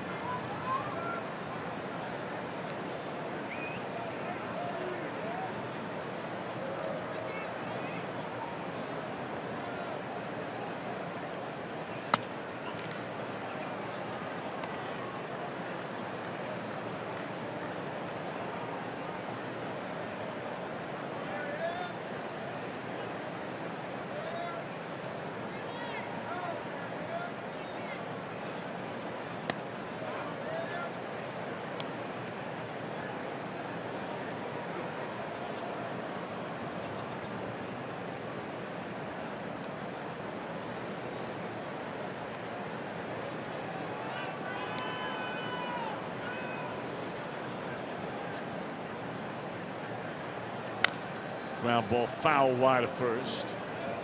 Barnes getting loose in the Milwaukee bullpen. We might see everybody down there before this game's over. Just trying to piece together inning by inning and keep the Reds right at 6. And of course, they're hoping their offense can get something going against Bailey, but not so far. You know, your mind plays tricks on you every once in a while. We had a shot of the Brewers first base coach, Carlos Subero. And I was looking at his name on the back of the jersey, and in my mind it flashed Sub-Zero. I was thinking about refrigerator. I was like, oh man, stop that. Good effort there by Scooter, but just beyond his reach. So now all of a sudden, the first time in this game, since the first inning anyway, the Brewers are making a little bit of noise. 2 on, 2 out. You and I were talking about this earlier with Stephen Vogt. The pitch that's close to him, he has a tendency to handle it rather well. And he hooked that one right through the right side of the infield. It's making me crazy, the actor that he looks like. I mean, he is dead on him. And if I told you who it was, you'd be like, of course that's who it is. I'm sure many of you at home are saying, duh, saying who the guy is I'm trying to think of.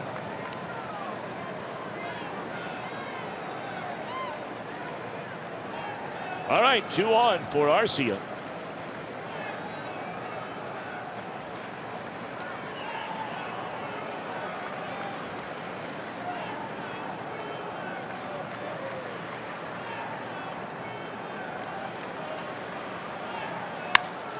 Base hit center field. They're going to wave the runner. Here comes the throw to the plate by Hamilton. One hopper, swing, tag, and got him. The beat goes on for this Cincinnati defense and the Cincinnati outfield throwing out runners. That is a 40th outfield assist by a Red outfielder this year. Hamilton's 13th. Great catch and play by Barnhart. Doesn't get any better than that. We've been saying that all year long. Between Hamilton and Duvall, tough to run.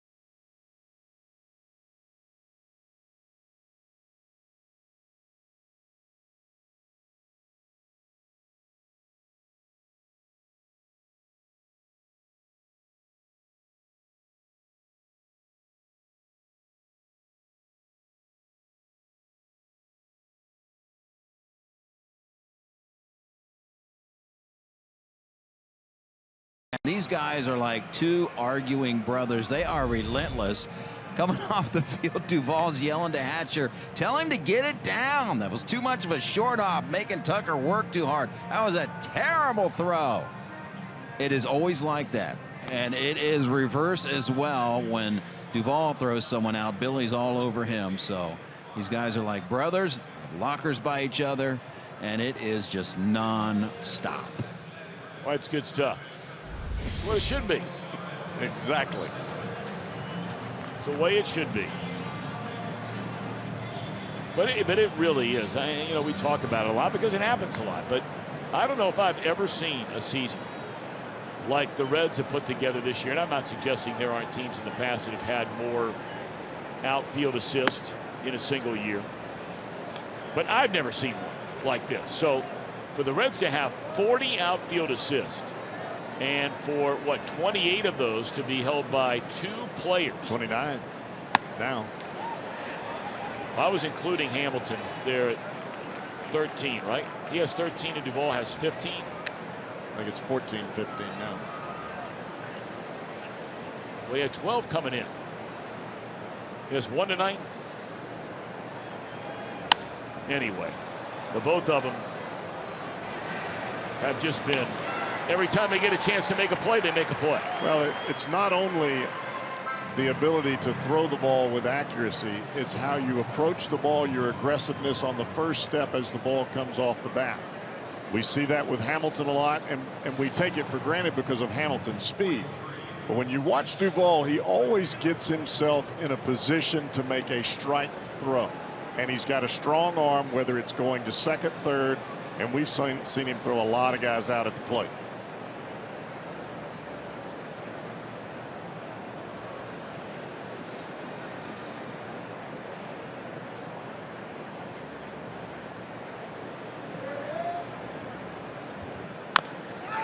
There's a tapper and Schebler yelling at himself. Oh my goodness. Now he didn't touch it, but that's got to be an error. A lot of times they won't give a guy an error if he doesn't make contact with the ball, but just took his eye off the baseball.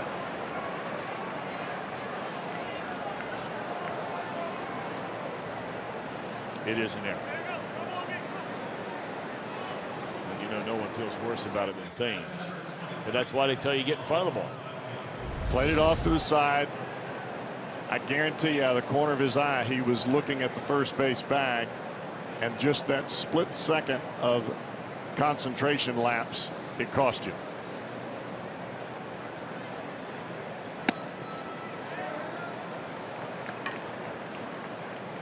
All right, so here is Duvall after making that. See the sac fly RBI as part of that 5-run third inning. He also flied out to center field in the second inning. We are in the 5th. And the Reds holding a 6-0 lead. 0-2 on Duvall.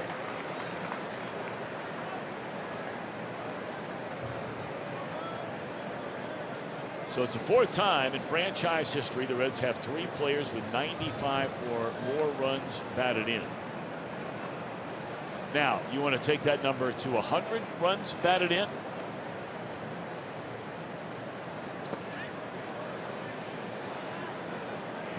I'm just amazed that Jeanette is on that list, seeing the fact that the Reds picked him up off waivers from the club they're playing right now, the Milwaukee Brewers, and Scooter was not an everyday player for almost the first half of the year.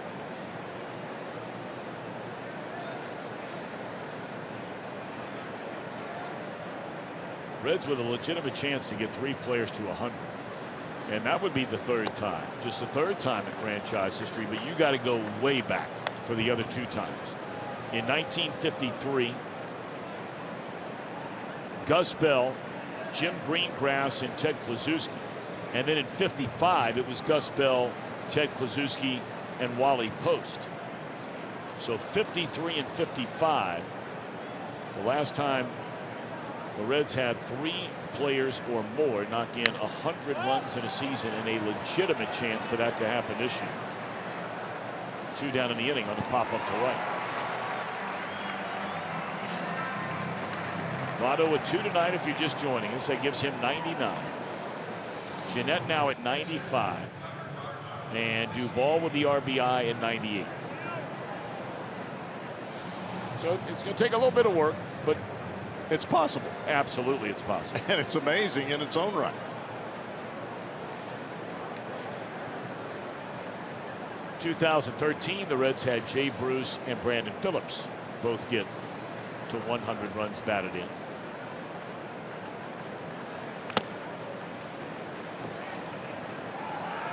When the Reds would end up losing that one-game playoff to the Pittsburgh Pirates.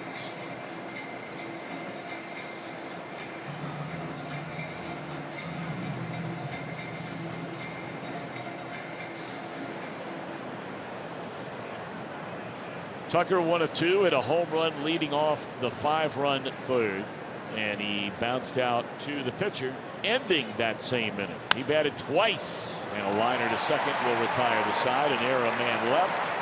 Brewers bat last of the 5th, trailing 6-0.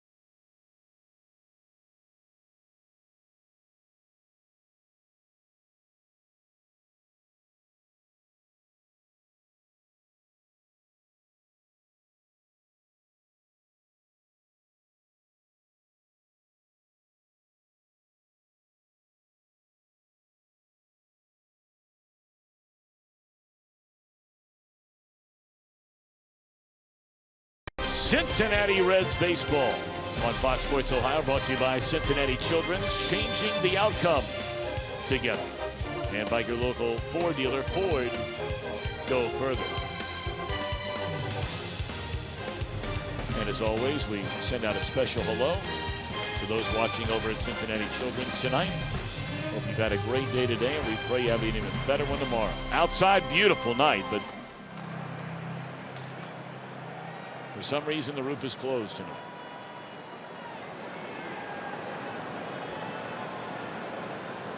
I mean, this is the kind of night where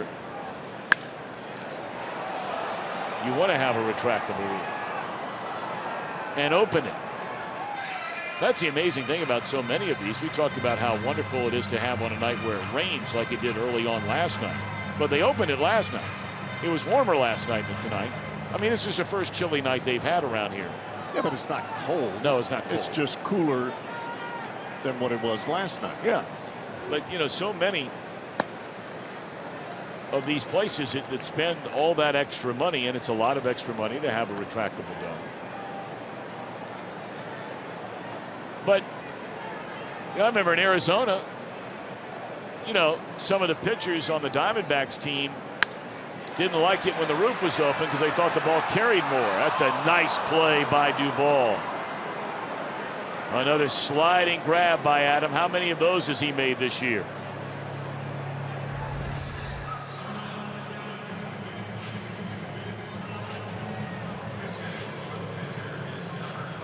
It's almost to a point where when the balls are hit in the direction of Hamilton or Duvall, if they're not caught, you're almost disappointed because we're so used to seeing it.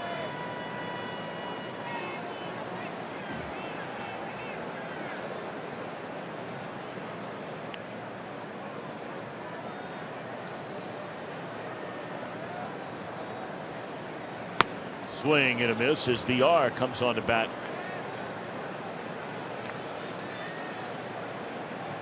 Pitch hitting here in the bottom of the 5th inning. This guy a year ago was wrapping up just an excellent season. In fact, with Billy Hamilton hurt at the end of last year, VR went right by him to win the stolen base crown in the National League. But this year, you know, VR in the last 2 years has gone from short to third because they want to bring RC up to play short, so they move him to third. They make the deal for Shaw. He becomes a third baseman, Shaw.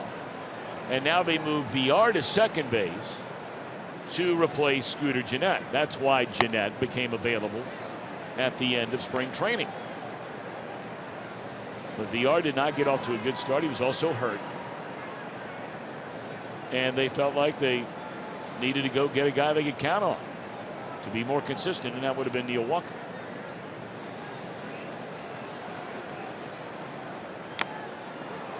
I think also you look at the way that merry-go-round went at second base. They brought in Neil Walker. They put Jonathan VR in center field. They still wanted to have his speed within the lineup.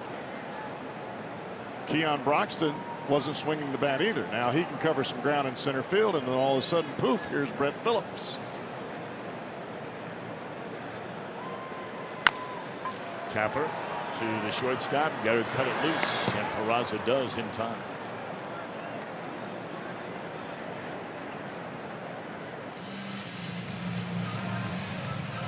Bailey is putting together a really solid ball game here tonight. He has really not allowed the Brewers any kind of positive momentum. Even in the 4th inning where they got the 3 base hits, he just kept the ball from getting into the gaps. If you do that, you give yourself a chance. Ball back up the middle. Hamilton picks him up.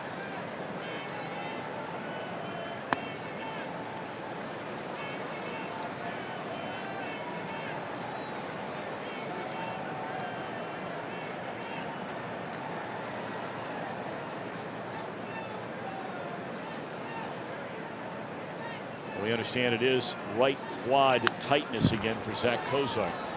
So that is what we thought it might be. We were hoping it wouldn't be, but it is. And so you just get him out of the game early on here. I'm sure they're already getting to work on that treatment-wise inside the Reds clubhouse.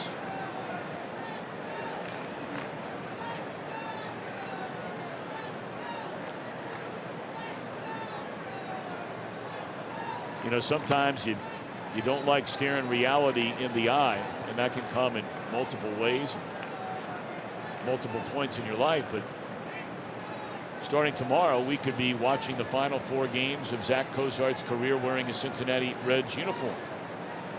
Impending I'm not sure I'm ready to think about that yet. I mean, it is inevitable. And I said could be. I didn't say will be.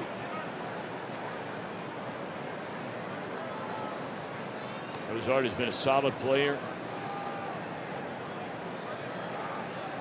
Just a solid player. And inside that clubhouse, I think he's probably the, if not the most respected player. He's in the top 2. Coach.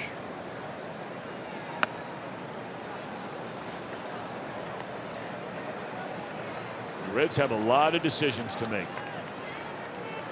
And I have often said, and certainly baseball people that'll know a lot more, they've forgotten more than I'll ever know, but I remember John Sherholt saying to me many years ago, we got to talking about signing players and not signing players. His Thames again draws a walk. And it was a year where the Braves had a couple of their big guys that were up for free agency, and I remember Sherholt saying a long time ago, the easiest thing to do is to fall in love with your own players. He said your job is to know your team better than other organizations know your team. And that means, and these are his words, not mine. He said, That means sometimes it's bringing a player back to your team. In other words, signing them to a contract. And other times, you have to say goodbye, reluctantly so. That is the true business of the game. And yes, it is a game. But oh, don't forget it's a business.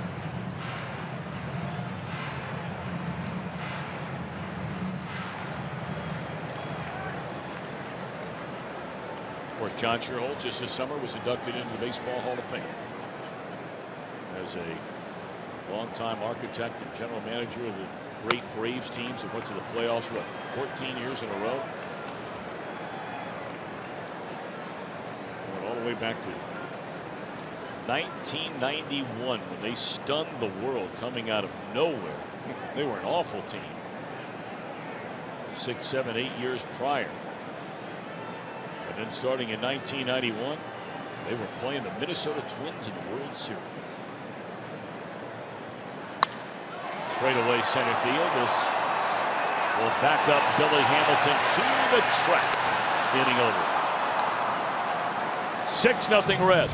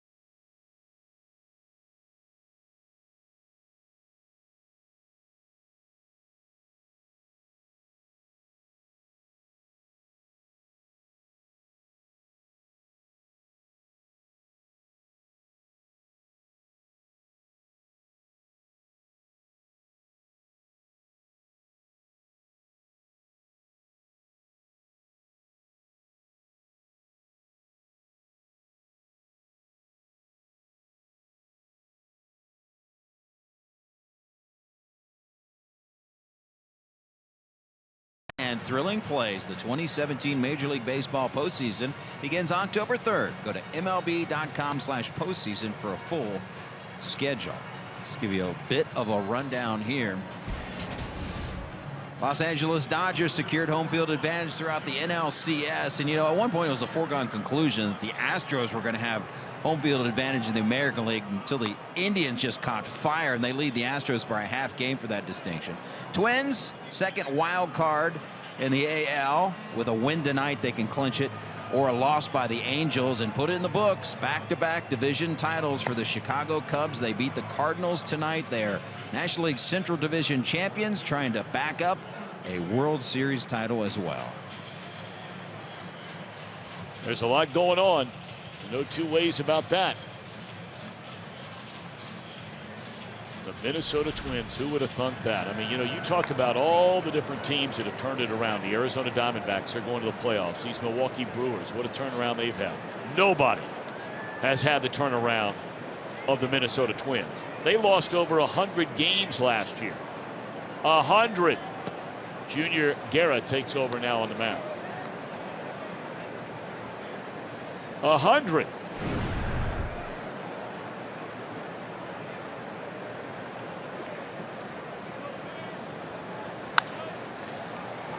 Swung on and fouled out of play. This is a guy they were counting on, you know, after what he did last year. To be a starter. Yeah. But his last 6 appearances have come out of the bullpen.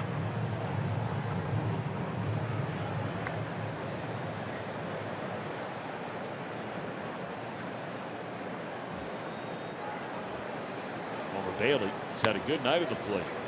He's been on base twice. Had a double scored a run in the 5-run third, and although he struck out in the 5th, he did reach base on a strike 3 wild pitch.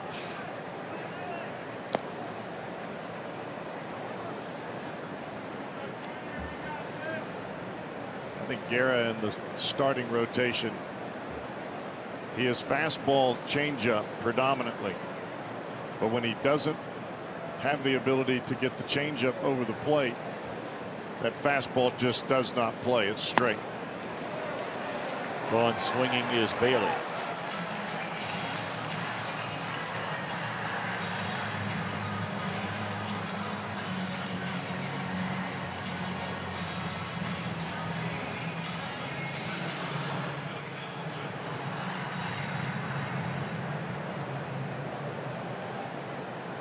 So they've had Woodruff, Wong, Torres, Jeffress, Barnes, and now Guerra. All 6 Reds runs were against a starter tonight. That's Brandon Woodruff.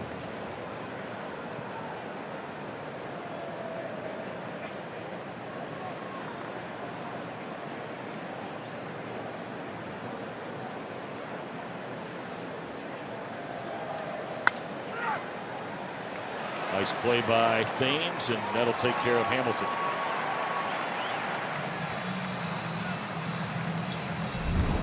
Just 9 days away now. The countdown to face-off underway for the Columbus Blue Jackets. Their home opener is at Nationwide Arena against the New York Islanders. That's October the 6th. Countdown to face-off presented by local participating Wendy's. That sounds good right about now. Wendy's.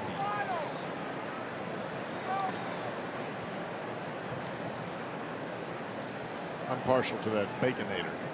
Oh, they got a lot of good stuff now. I mean, a lot of good stuff. You like the Baconator? Well, they look at you kind of funny when you come in and you say, I'd like a Baconator with extra bacon.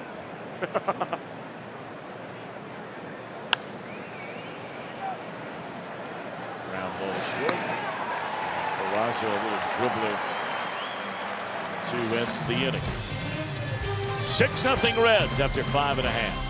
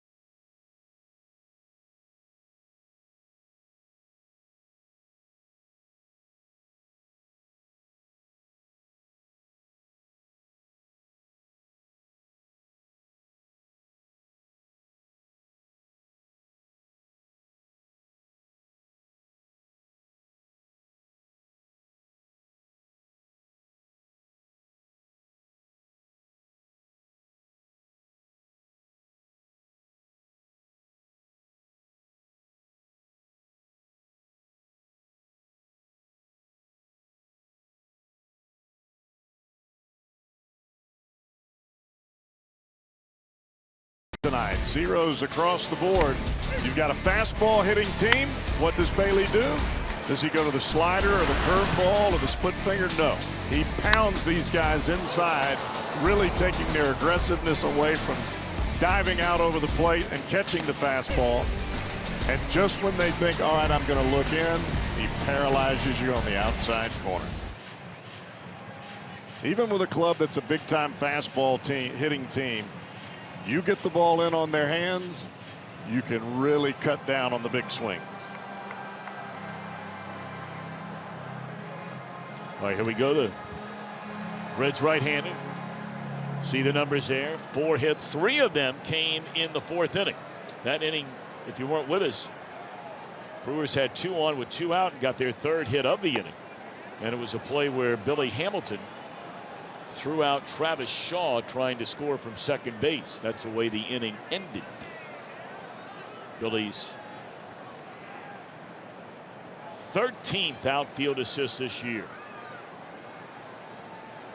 He has 13, and Duvall is the league leader with 15 of them. There's a weak tapper down to third. Suarez, a nice play. If he doesn't get to that ball, they don't get Braun. Braun still runs pretty well.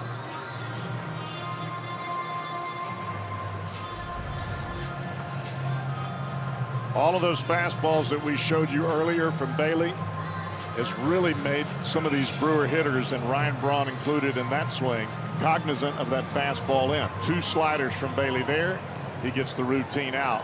And you could see Braun's body really going back towards the third base dugout as he made that decelerated swing. Another pitcher getting loose in a Brewers bullpen, Oliver Drake. I mean, we're going to see everybody they have down there before this one's over.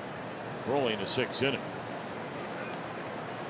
There's Drake, right-handed.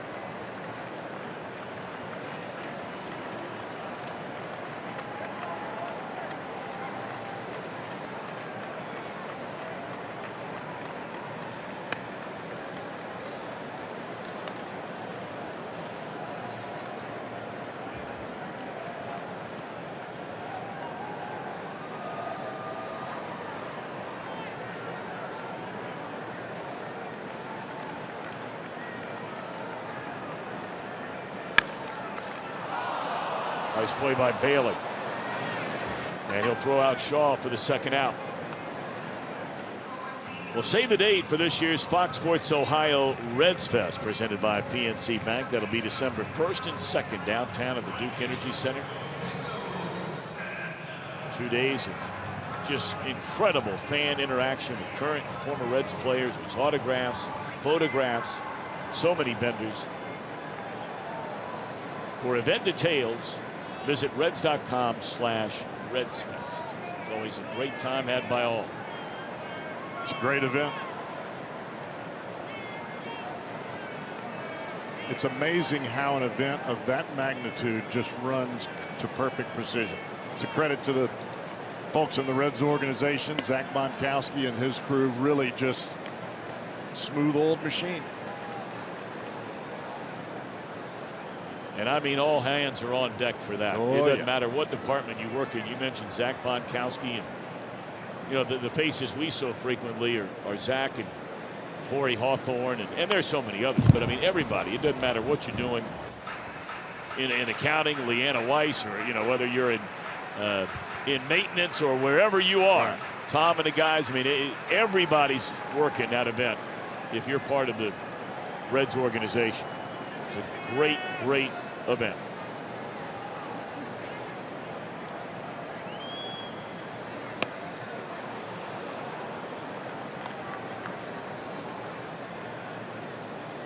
Homer Bailey just broke out a curveball out of nowhere. He's maybe thrown 1 or 2 of those all night, and he just dropped the hammer on Domingo Santana. He's got a good one. Hadn't needed it tonight, though. He came back with a fastball.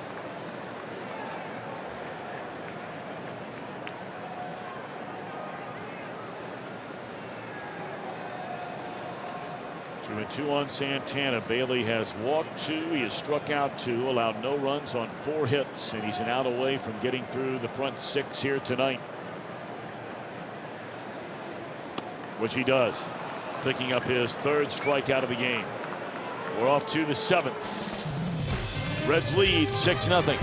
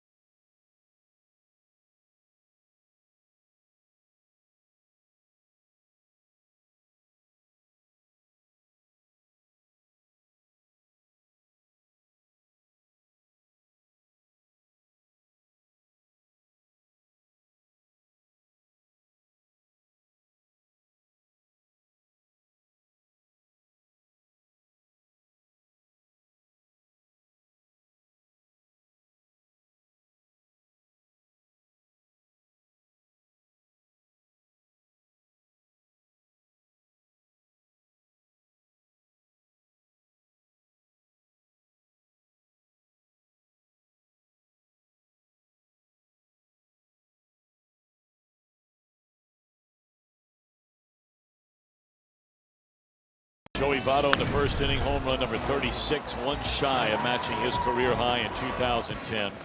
And then the hit parade really kicked into gear in the third. Tucker, home run, make it 2-0. Bailey a double, an out later a walk. Votto would knock in a run. Jeanette, Suarez, Schebler, Duvall, 5 all told on 6 hits in the inning.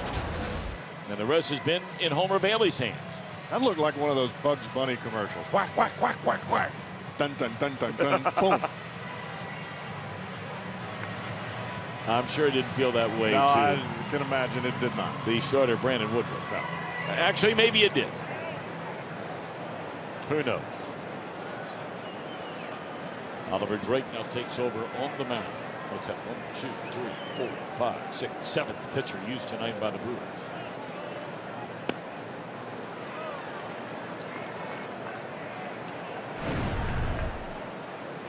Fastball, split finger from Oliver Drake, and his split finger drops straight down. That's the first pitch Votto saw. So he sees it again. Good matchup here tomorrow. You have Sal Romano's been pitching so well for the Reds, and he'll be opposed by a young man from Cincinnati, Moeller High School. Brent Suter, left-hander, will be towing the rubber for the Milwaukee Brewers. Boy, has he pitched well. Brad Counsell could not say enough nice things about him before the game tonight.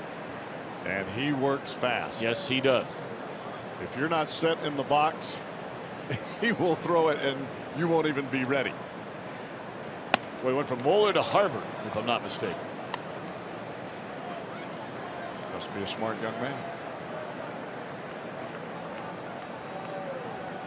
Even his showers are fast, from what I hear. Wants to conserve water. Well, hey, get in there, scrub down, and get out, right? Got it.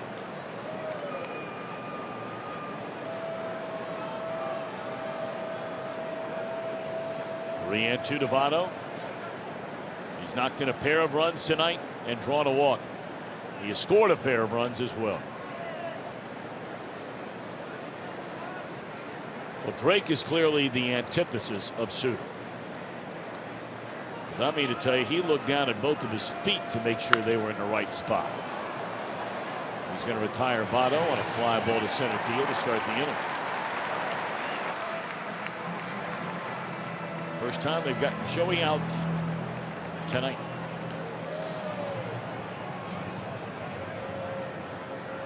I mean, you just feel the energy in this building, just sinking ever since that 5-run third inning. They got to the ballpark and they knew, everybody here, and there's probably 35, 38,000 here tonight. They knew the Colorado Rockies had already won tonight, which meant that the Brewers were going to have to win to stay a game and a half back in the wild card. But the Reds have taken it to them. And with each passing inning, you think to yourself, oh boy. If you're, of course, rooting for the local 9, as they say.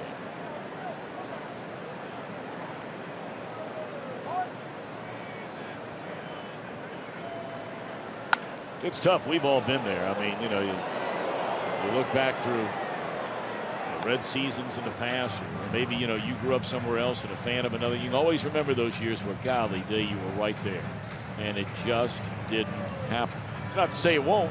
Maybe it will for the Brewers. But when you got, after tonight, 4 to go. But in baseball, you play that first 5 months and 2 weeks to have this chance.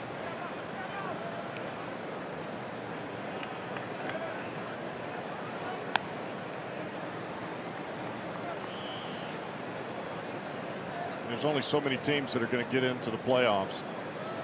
But if you can get to this point in the season and you have the chance to play for it, that's what it's all about. That's when you really find out something about your players. Well, it'll be a 2-man race.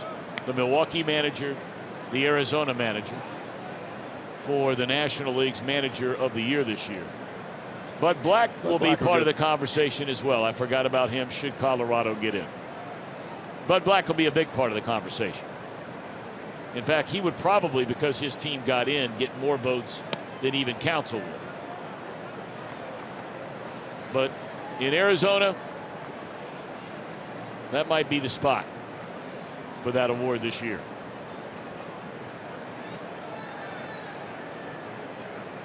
We'll see.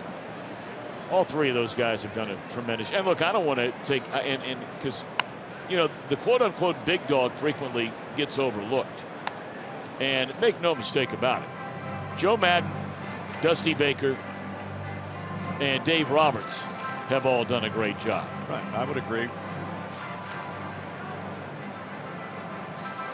It's not always the job you do when your team comes up smelling like roses, but it's the job that you do the following year to try to keep them all together. And that's why there are some out there, there have already been articles written about it, as this will be the second out of the inning. There are a lot of people out there that think that Joe Madden has done a better job this year managing the Cubs than he did last year. You know, they haven't had nearly the starting pitching, nowhere even close this year that they had a year ago. They've had guys like Lester on the disabled list. Arrieta was hurt. Kendricks has not been nearly the same guy he was a season ago. Lackey's nowhere close to the guy he was a season ago. You know, down that bullpen, they've had to, you know, mix and match. And then you have guys like Bryant, who has had a good year, but last year he was a league MVP. Now Rizzo's had a big year, but it's not been a good year for Hayward.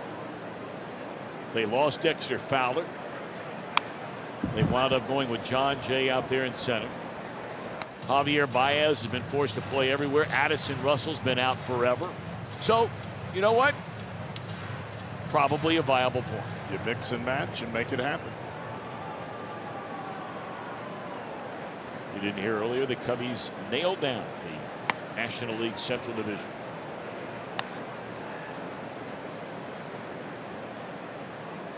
Yeah, I think with all three of those big clubs that you mentioned, the Nationals and the Dodgers included, there have been some issues for all three of those managers that they've had to handle within the locker room. Bullpen issues in Washington, that has a tendency to just separate your locker room from position players to pitchers when things aren't going well and you're losing ball games in the 8th and the 9th that you should win. That's right. And that's all for the Reds. Brewers are getting excellent relief, but the Reds lead big.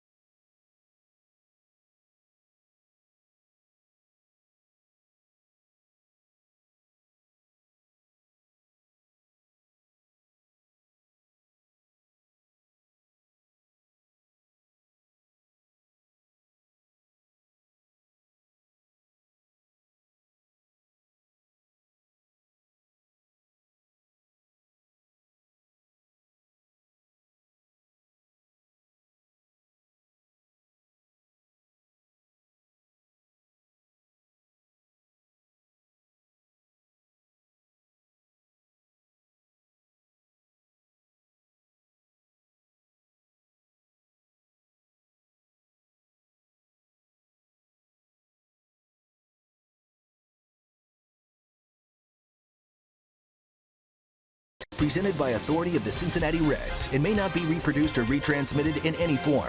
And the accounts and descriptions of this game may not be disseminated without the express written consent of the Cincinnati Reds. The Red Cross depends on financial donations to be able to provide disaster relief immediately. And there's a lot of that right now. Visit redcross.org or text the word Red Cross to 90999 to make a $10 donation. Reds 6, Brewers nothing. Milwaukee bats last of the 7th inning against Homer Bailey. Bailey working on a 4-hit shutout here tonight.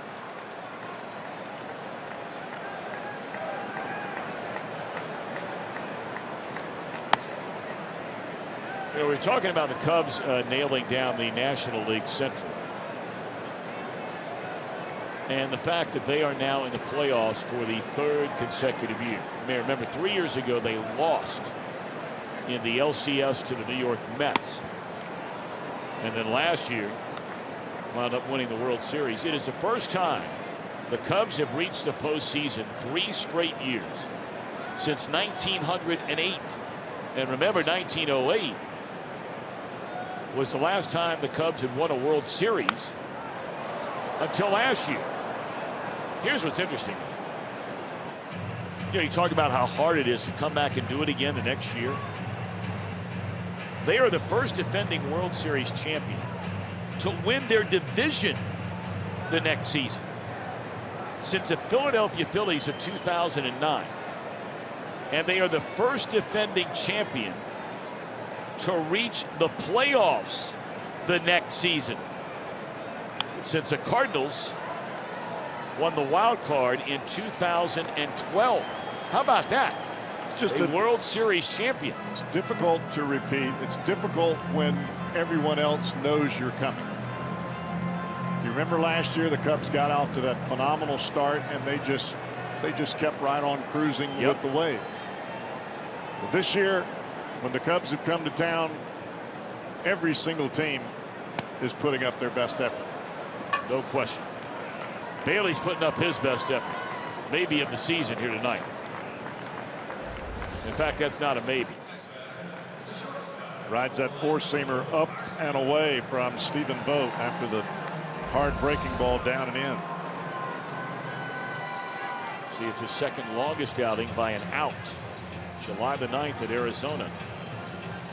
That was his 4th start back. He allowed 1 run in that game. This is not even debatable. This is his best start. And this is his final start of an injury depleted but successful return to the big leagues in 2017 for Homer Bailey. In the back of his bubblegum card, the numbers are not good. But a lot of that had to do with roughly about a handful of starts. And they were really bad. Some of the worst he's ever had. But he hadn't pitched in 3 years. It makes it difficult when you're coming back at the big league level. You're in front of all the crowd. It's not rehab anymore. And you've got to go out and figure it out. And the first few times out for Homer, I think he'll tell you that, it just was not pretty. But if you continue to make steady progress, which I think he has done, it really gives you a good feeling about what is in store for the Reds as you move to 2018. You'd really like to have a normal Homer Bailey back and a healthy Homer Bailey. Just so hard to count on in this day and age with all the bad luck that Bailey's had.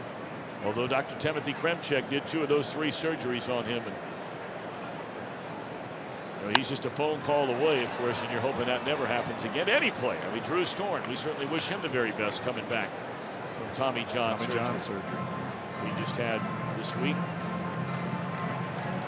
But, you know, you look ahead, it's like this year. I mean, nobody saw Bailey having the setback again that he had.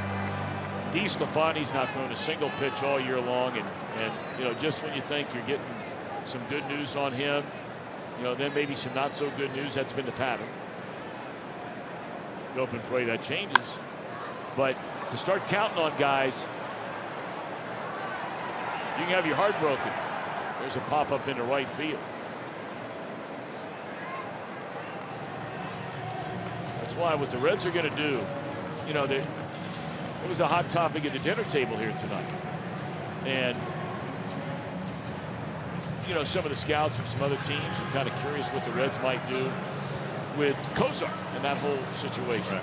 And so, you know, a couple of scouts would be sitting there at the table and they'd say, wait a minute. Are the Reds going to pay Zach Cozart whatever that amount of money might be? Are they going to pay Zach Cozart, a shortstop, the kind of money that Cozart has gone out to earn in the way he's played, especially here these last couple of years, and never more so than this year? And he's earned it. As opposed to getting a pitcher. And, you know, you're just sitting there listening to him talk, and then somebody else sitting at the table say, well, wait a minute now. You know, this guy's been a mighty good player for them for a long, long time. It'd be important to bring him back to this team. From a leadership standpoint and a clubhouse standpoint. Those are the tough decisions that you have to make when you're signing the check. That's right. I mean, we've documented some of the offensive numbers for this Reds team this season. And hit by a pitch is Phillies. Although, Cowboy, I'm curious if you agree with me on this. This team offensively reminds me a lot of the Cardinal teams of the Tony La Russa era. They hit a lot of home runs. They'd score a lot of runs. And then you go talk to Tony La Russa and he'd say, believe me, this is not a consistently good offensive team. He'd say it all the time. He'd say, you know, back in those days, he'd be like, the Astros are a better offensive team than we are. All those, well, we're going to keep this moving. Thought Brian Price might want to review there. And he'd say, you know, this team is a better offensive team. And then he'd all of a sudden, because of course he knew all the numbers, he'd be like, we played 15 games this year where we scored 10 runs. But then we'd go 3 weeks and we wouldn't score more than 3. I think this Reds team's been a lot like those teams this year. I think the big key for this ball club, I think you have the offensive pieces in place. And I think you get much more consistent offensive production if you can solidify your starts every 5th day. I think that's where things get a little bit haywire. I think you have enough talent offensively to be competitive, but you have to give those guys a chance and not be down 7-0 3 days out of the week, and then all of a sudden you're playing a 2-1 ball game on the 3rd and the 4th.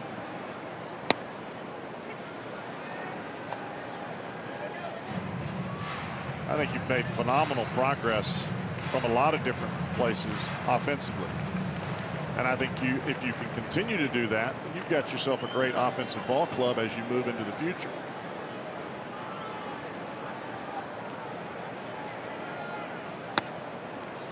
Jesus Aguilar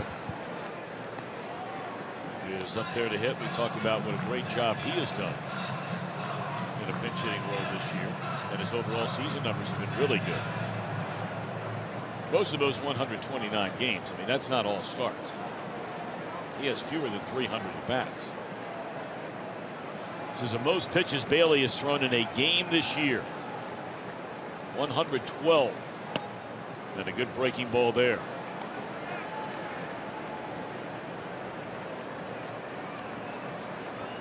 The last time Homer Bailey pitched 7 full innings, you have to go back to August of 2014.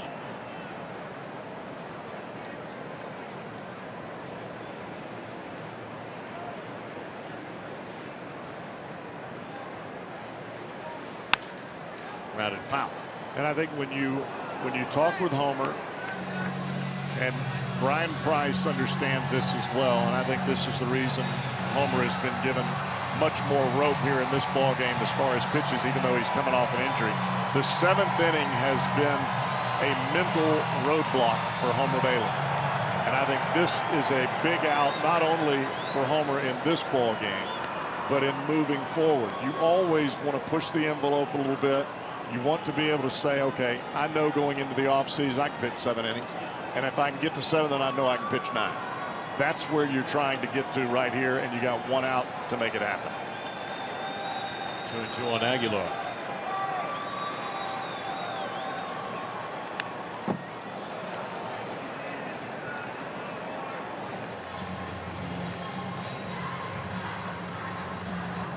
Because we've had a few times this year where Homer has gotten to the 6th inning or through the 6th inning. You go back out for the 7th, or maybe with 2 outs in that 6th, he's run into a roadblock where things just didn't quite go his way. Yep. And whether that's arm strength, whether it's the mental aspect of it, or a combination of both, it could be all of it. You can tell he's grinding to get through this last at bat. We'll get this last out in the 7th inning.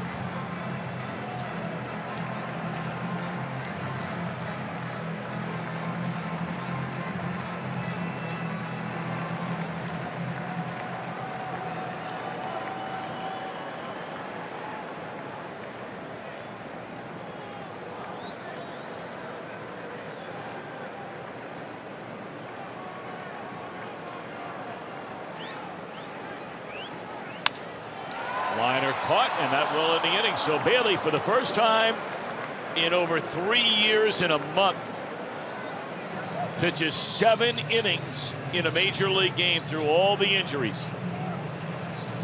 How about that? And not only 7 innings, 7 shutout innings.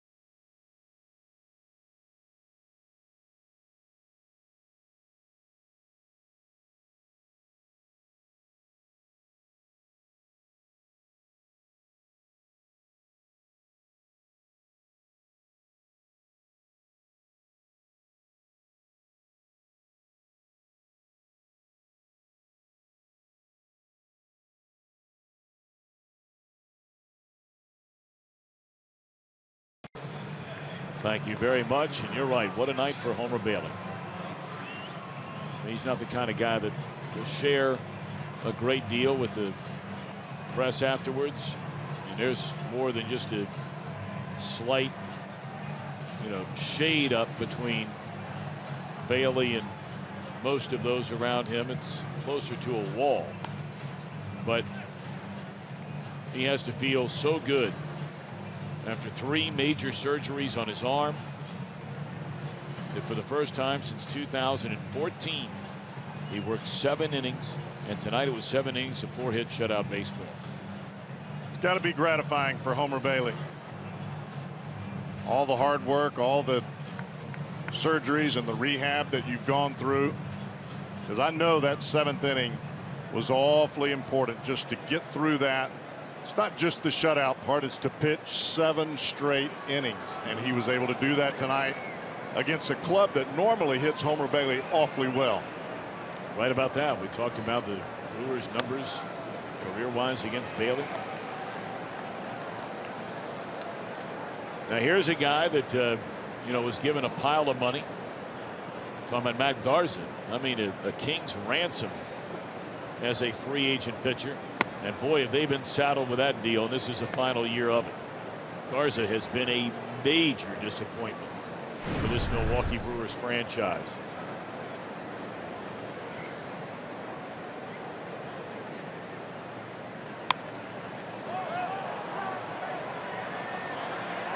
The catcher will come down the line to make the catch.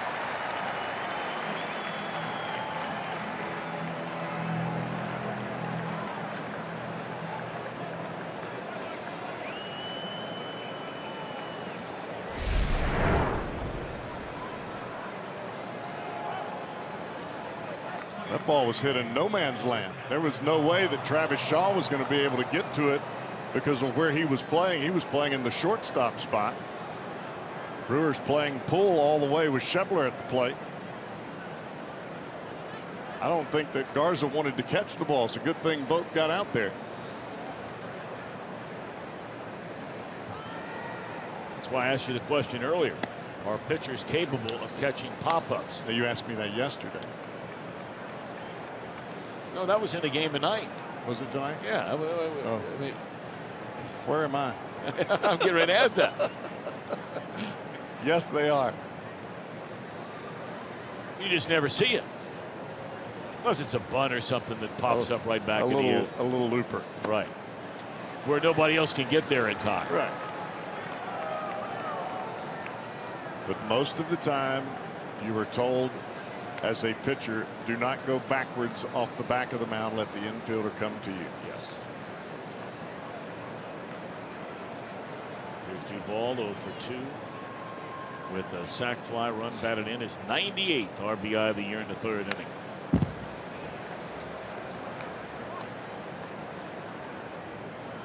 See a lot of times on a ball that's hit out in front of home plate that may bounce over the head of a pitcher and he starts going back. You're just looking for disaster between second base and the mound as the shortstop, third baseman come in and you're going backwards. Stay on the dirt, baby, unless it's in front of you.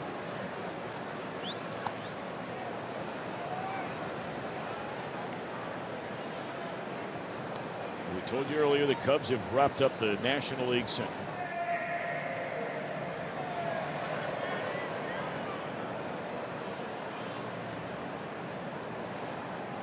The Colorado Rockies won earlier today, 15-9 over the Marlins.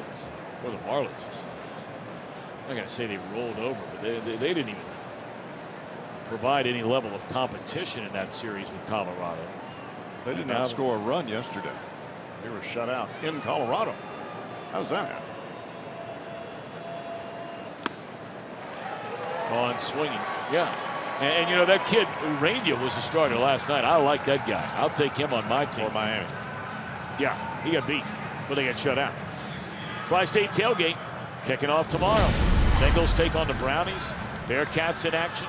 Wildcats in action. The Buckeyes in action. Preview all the college teams, the high school games, the NFL. Tri-State tailgate. Jeff Pecora and Tony Pike. Presented by Columbia Hyundai Genesis. 6 o'clock tomorrow. Wait a minute now. That can't be right. That can't be 6 o'clock. The Reds are playing at 4 o'clock because they changed that game. We'll double check that for you and let you know, because I know a lot of you have been watching that show. It's a great show.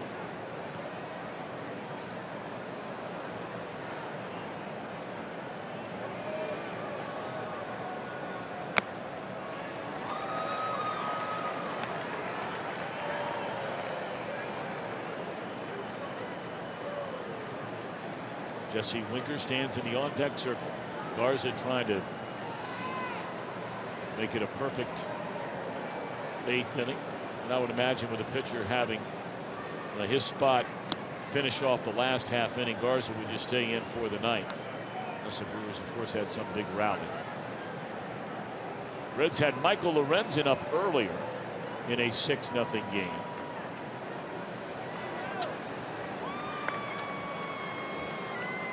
Lorenzen looked as good as he's looked, and he's looked good in a lot of games this year, but in the second half of the season, last night, looked as good as he's looked.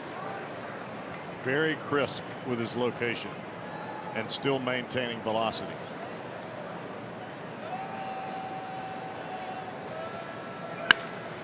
There's a rocket into center field, but caught by Phillips. That had some knuckle or some top spin on it. And just took a nosedive. Nice play out there by Phillips.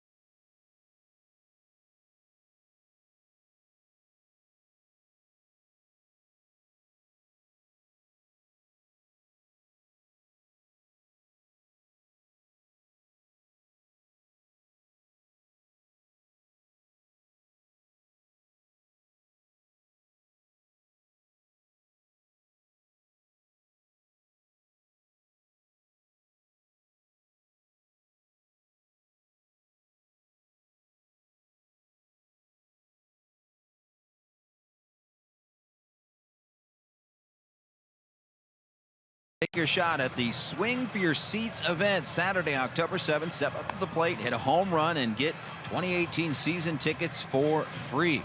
Call 513-765-7500 or visit reds.com/swing. Rules and restrictions apply. 2 people accomplished that last season. The Reds Community Fund's Ultimate Spring Training Raffles concluded, and the winners have been notified. Thanks to all that participated, and your contributions will be used to assist field renovation efforts, including the Bernie Stowe Field project at Riverside Park, which will be dedicated next April. And boy, we're looking forward to that.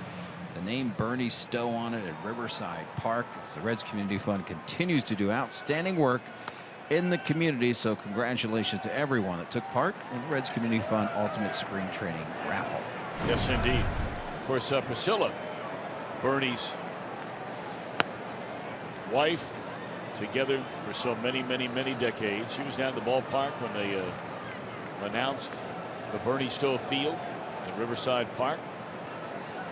Nice to see her down there. Just a wonderful lady. And of course, she still has her 2 boys directly involved in the Reds organization, as Ricky Stowe runs the Reds clubhouse and brother Mark runs the visitors clubhouse. And Luke works down there with us. This guy's in some pain now. A lot of pain.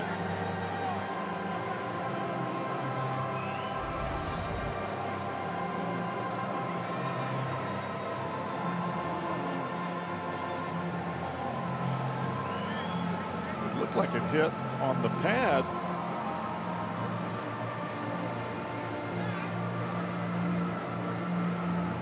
That looked like it hit directly on the pad, on the shin guard.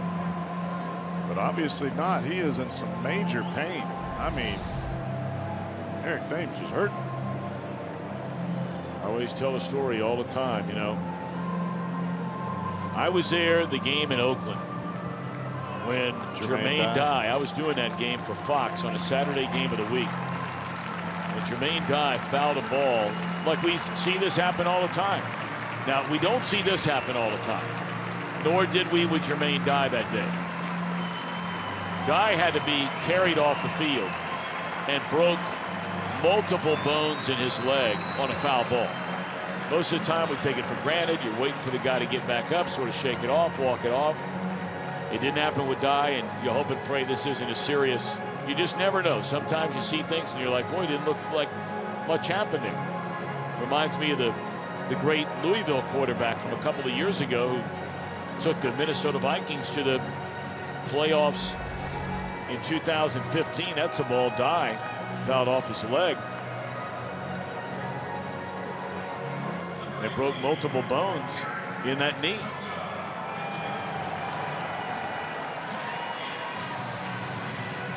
And that's what I meant. Was carried off the field. That might have been a playoff game. Anyway, you know, sometimes we see some of these things happen, and you watch a football game, some guy get blasted, and he gets up, and you're like, oh my God, how did the guy get up? But then, like Teddy Bridgewater, they're just having a practice. He's running around in practice. Nobody hits him. Nobody's near him. All of a sudden, foot goes on the ground. And the next thing you know, they're debating at the hospital whether they have to amputate the guy's leg. And so sometimes you see these things happen, and that foul ball looked like it got the padding. But who knows? As Lorenzen retires Sogard, who came on to finish at it back.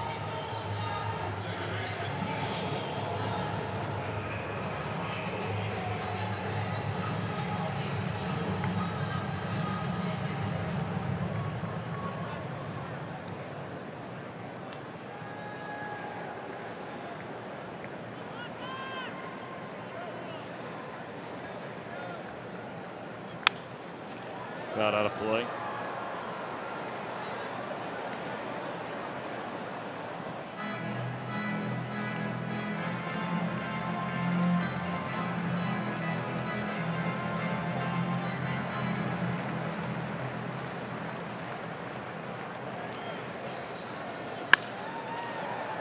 And again fouled off.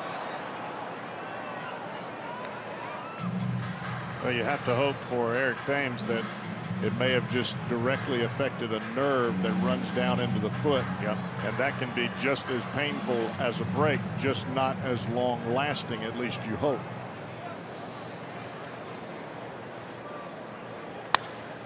This one will be playable. Off the bat of Walker, and that's out number 2, and Ryan Braun will bat. Well, what a job by Reds pitching here today. They've allowed 4 hits, and 3 of them came in 1 inning. When the closest thing the Brewers came to scoring a run in this game, saw Travis Shaw get thrown out at home plate to end the 4th inning by Billy Hamilton.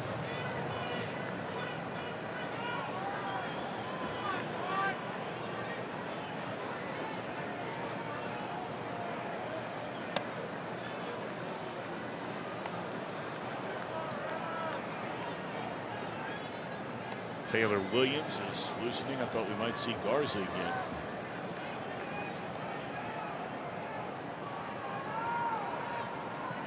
Giving everybody almost an inning here tonight. It's not far from the truth.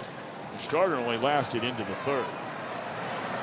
Meanwhile, Bailey goes 7 strong for the Reds, and Lorenzen pitching in a 6-0 game as a 1-2-3 8th inning.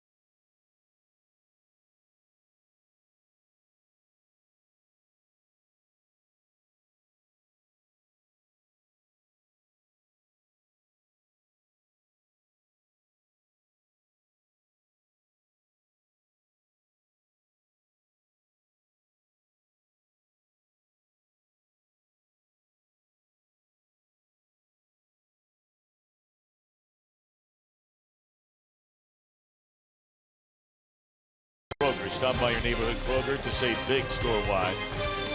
Great food, low prices at Kroger by Cincinnati USA Regional Tourism Network. Stay close to Cincinnati, USA.com. And by Toyota. For over 30 offers, visit buyatoyota.com. Toyota, let's go places. We'll have 3 different starting times in this series. Tomorrow Eastern time will be a 4 o'clock start. So Reds Live, presented by Ray St. Clair Roofing, will get underway at 3:30 tomorrow afternoon. And we mentioned the pitching matchup. Sal Romano against a native Cincinnatian, a pride of Moeller High, former Crusader, Brent Suter.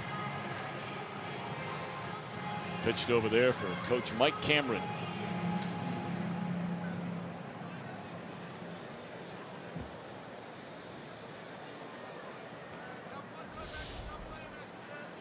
So Williams will take over on the mound. Sogard stays in the game to play second base.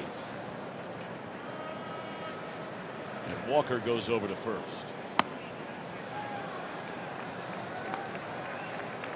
This young man Taylor Williams pitching now made his major league debut in that 3-game series in Cincinnati back on the 4th, 5th, and 6th of this month.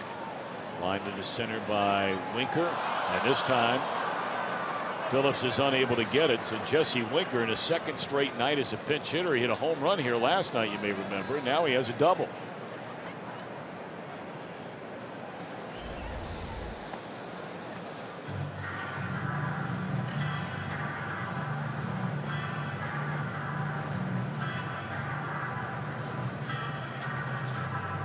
I think young Brett Phillips is having a tough time judging the ball off the bat. He took a couple of steps back as the ball was contacted towards him.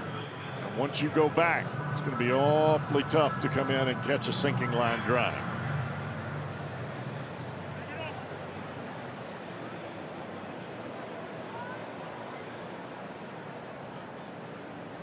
All right, so a double by Winker off the bench to begin the top of the 9th.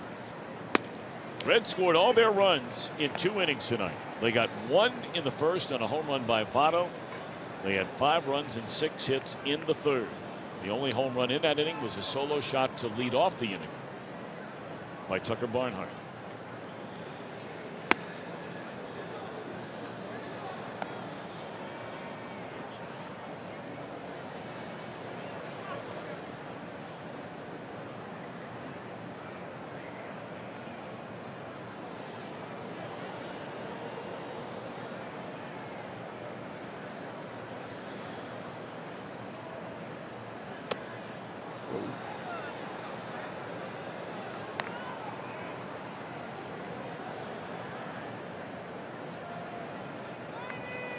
I don't know about you, Cowboy. I was a little surprised that Lorenzen was brought into this game. I was starting to talk about it, and then the ball was fouled off the leg of Thames, and we started to talk about him and the Jermaine Dye thing. And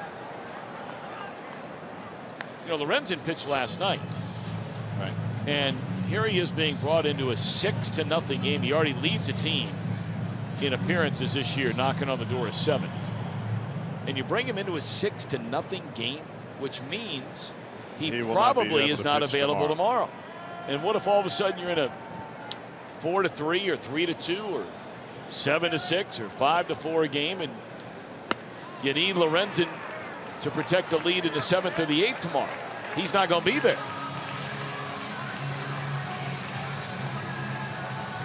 Oh well. They have Shackelford warming up in the bullpen now.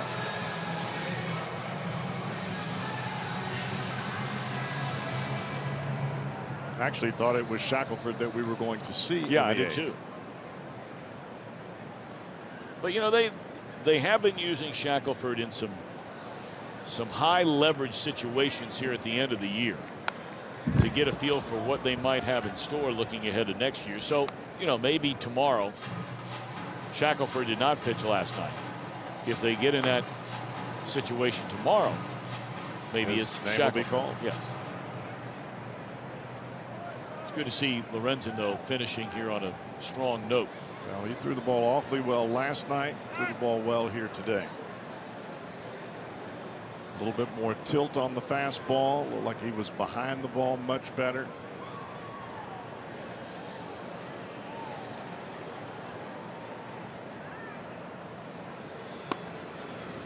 And that may be the reason that Brian brought him in.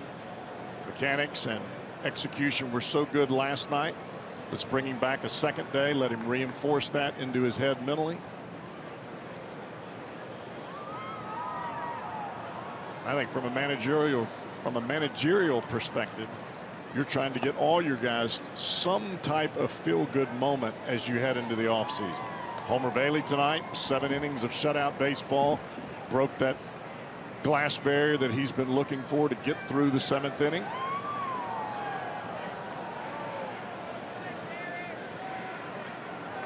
.30 home runs for Schebler in last night's game.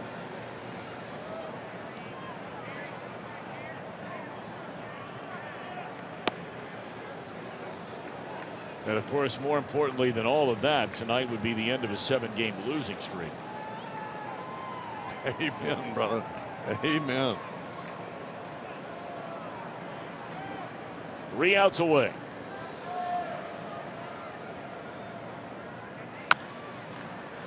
Playable, but not going to be able to make the throw in time. Peraza with a little nubber for an infield hit, his first hit since taking over for Cozart in the 4th inning.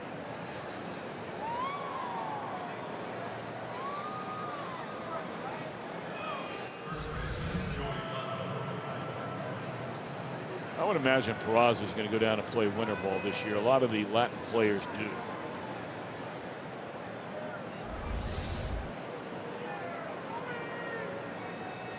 This guy's been a good hitter his entire minor league career. Really good numbers everywhere. And we saw some flashes of that really good potential last year. I don't know, Cowboy. I just can't remember more than 15 or 20 balls he's hit hard all year long. I mean, maybe that's a stretch. Well, it just seemed like that Peraza came into this year with the mentality that he did not want to strike out. Instead of getting back and driving the ball and hitting the ball on the barrel, it was more reaching for the ball, trying to make contact rather than striking out. And I don't know that that's the best way to go about it for the way that he swings the bat. I mean, we saw a guy that could hit line drives with regularity last year. We saw it in spring training. We saw a little bit of it, glimpses of it in the end of April and the first part of May. But it has not been that way for the entirety of the season. It's not the Jose Peraza that we thought we were going to see coming into 17. And if there is one guy that has done his job remarkably well on this Reds team, coaching staff, it is Don Long. Don Long has done a fabulous job as a hitting coach for the Cincinnati Reds since taking over. I don't think there's any doubt about that. So I don't want anybody to think for a second we're sitting there pointing at a finger at the guys who are working with these guys.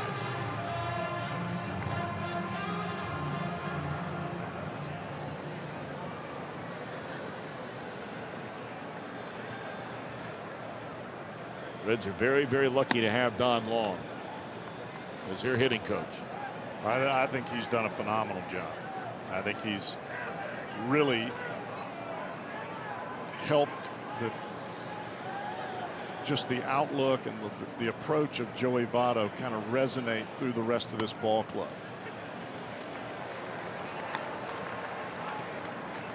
And it's, I mean, as a coach, you're not trying to just totally change somebody up. You're just giving little tidbits of information here and there, little things to chew on thought-wise.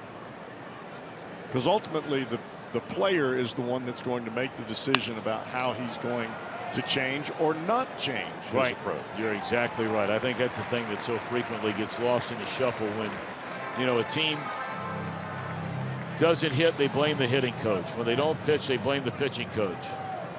So much of it, and Cowboy, you know all so well that does the individual you're working with want to change, open-minded to change, or open-minded to alterations? And it comes down to confidence, really. If you're confident as a hitter or as a pitcher or as a fielder, then you want to continue to make adjustments that will ultimately make you a great player. That's what you. Sure. The great players strive to be great. They don't want to just be average. They want to be great players.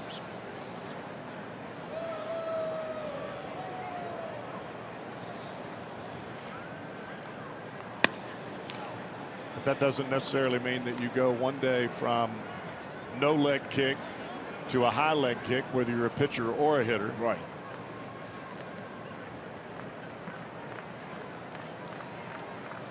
Incremental adjustments, and continue to make those adjustments as you move along in the season or in your career for that matter. Sure.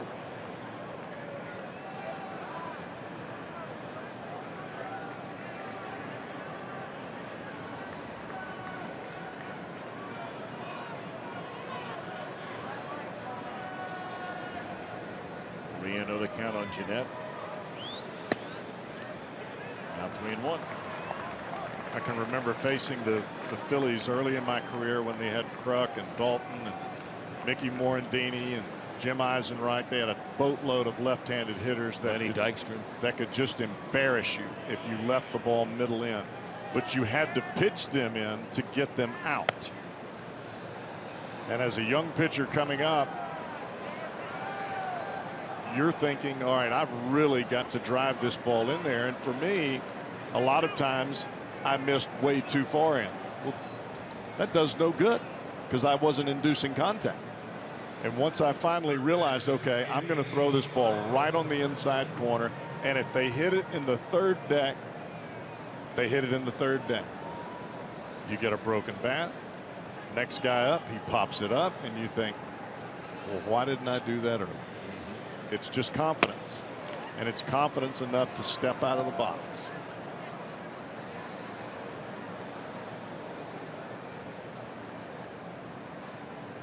If this was easy, everybody would be doing it.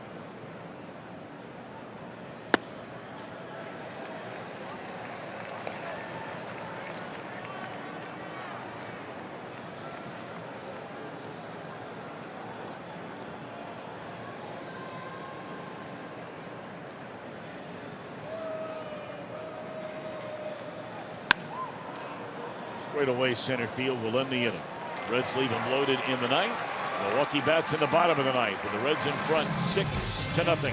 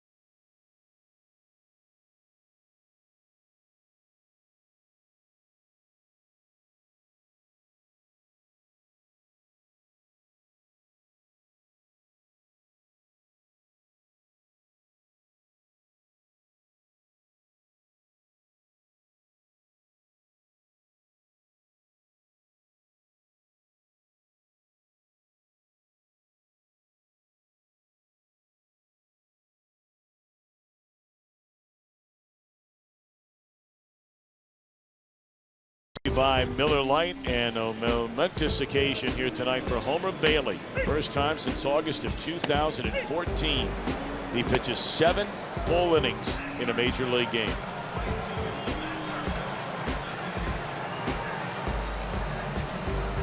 Well, you can see the smiles from Brian Price. You see the just the face of accomplishment for Homer Bailey. Long fight back, last start of the year.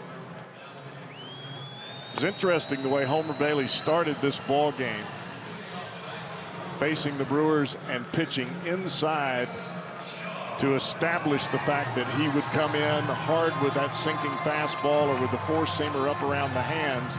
And as the game developed, it really opened up the outside part of the plate for the slider, the curveball, and the split finger, and he got some ugly swings.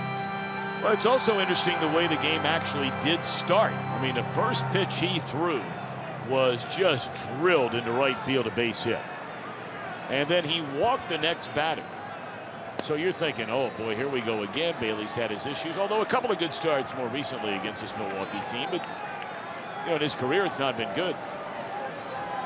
But then Ryan Braun hit the ground ball where they got a force out at second, and Braun was called safe at first. Brian Price wisely challenged the call, asked for a review, and it was overturned. So instead of first and third with one out in the inning, Shackelford takes over. In the very first inning, it was a runner at third and 2 outs, and Bailey wound up getting Travis Shaw on a ground out to first, scoreless game, and from then on, he got it rolling. The only trouble he ran into really was in the fourth. Allowed a 1-out single, then a 2-out single, and then a single into center field, a third hit in the inning, where Billy Hamilton threw the runner at second out at home plate. And those would be the only 4 hits that Bailey would allow in his 7 innings. The hit to lead off the game, and the 3 hits in that 4th inning.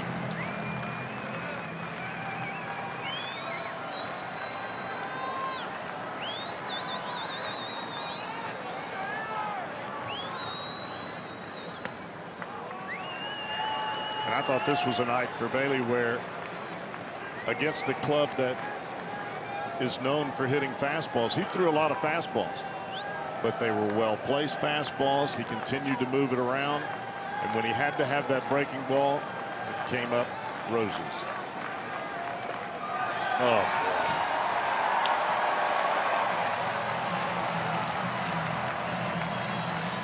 I mean, it's a 3-2 count leading off the inning in a 6-0 game. And on 2-2, you're throwing back-to-back breaking balls. I think it's what Brian Price is saying. I mean, he is hot down there at something. And I got to believe it's pitch selection, those 2 pitches on 2-2 back-to-back breaking balls. You think that's what it is or something else? No, I think that's it. I mean, that's a legitimate beef.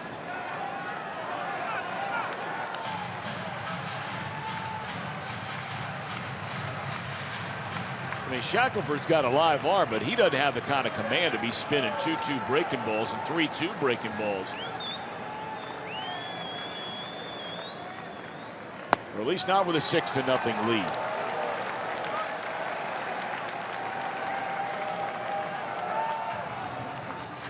Now 2-0 on Santana. Is that Iglesias getting loose in the bullpen? That would be who that is.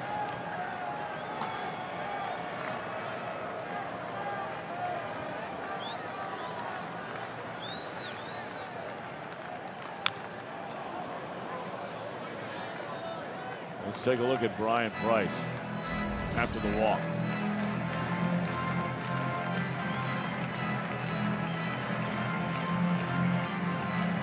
Saying no more, no more. None of that. 2-2, 3-2. Yep. Now he is hot. You don't see him get animated very often, but he is very upset right now. You just look at that. Does that look like a guy that's leading 6-0?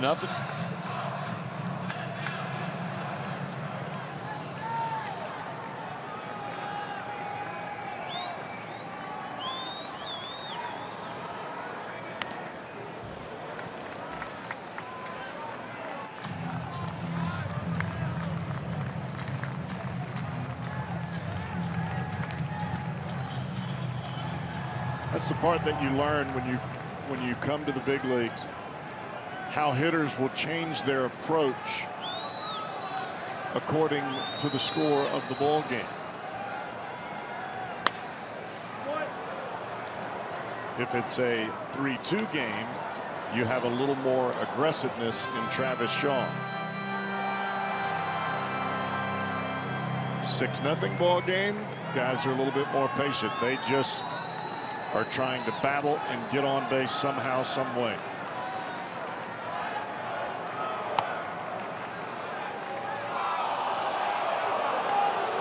Well, they said he went around. Wow. That's on the appeal to the first base umpire, the crew chief, Mike Everett. Let's see here.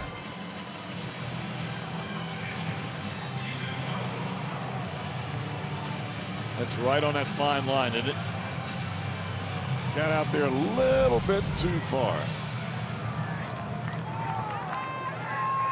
Shackelford has not thrown a single off-speed pitch since those back-to-back breaking balls to Travis Shaw.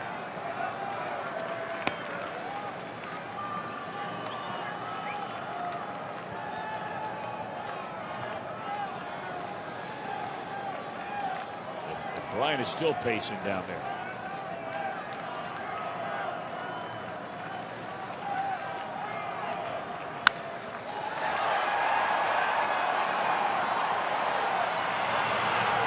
Two away. One more to go.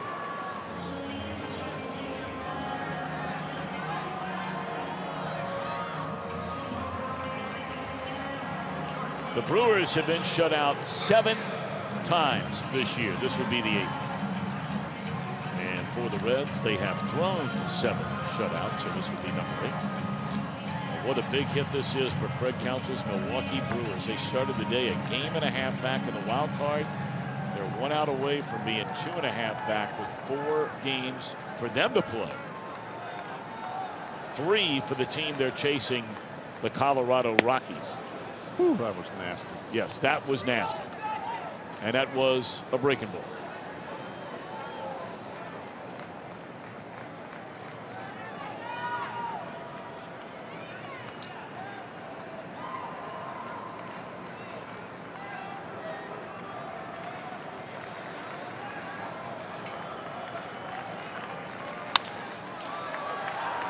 Short right center.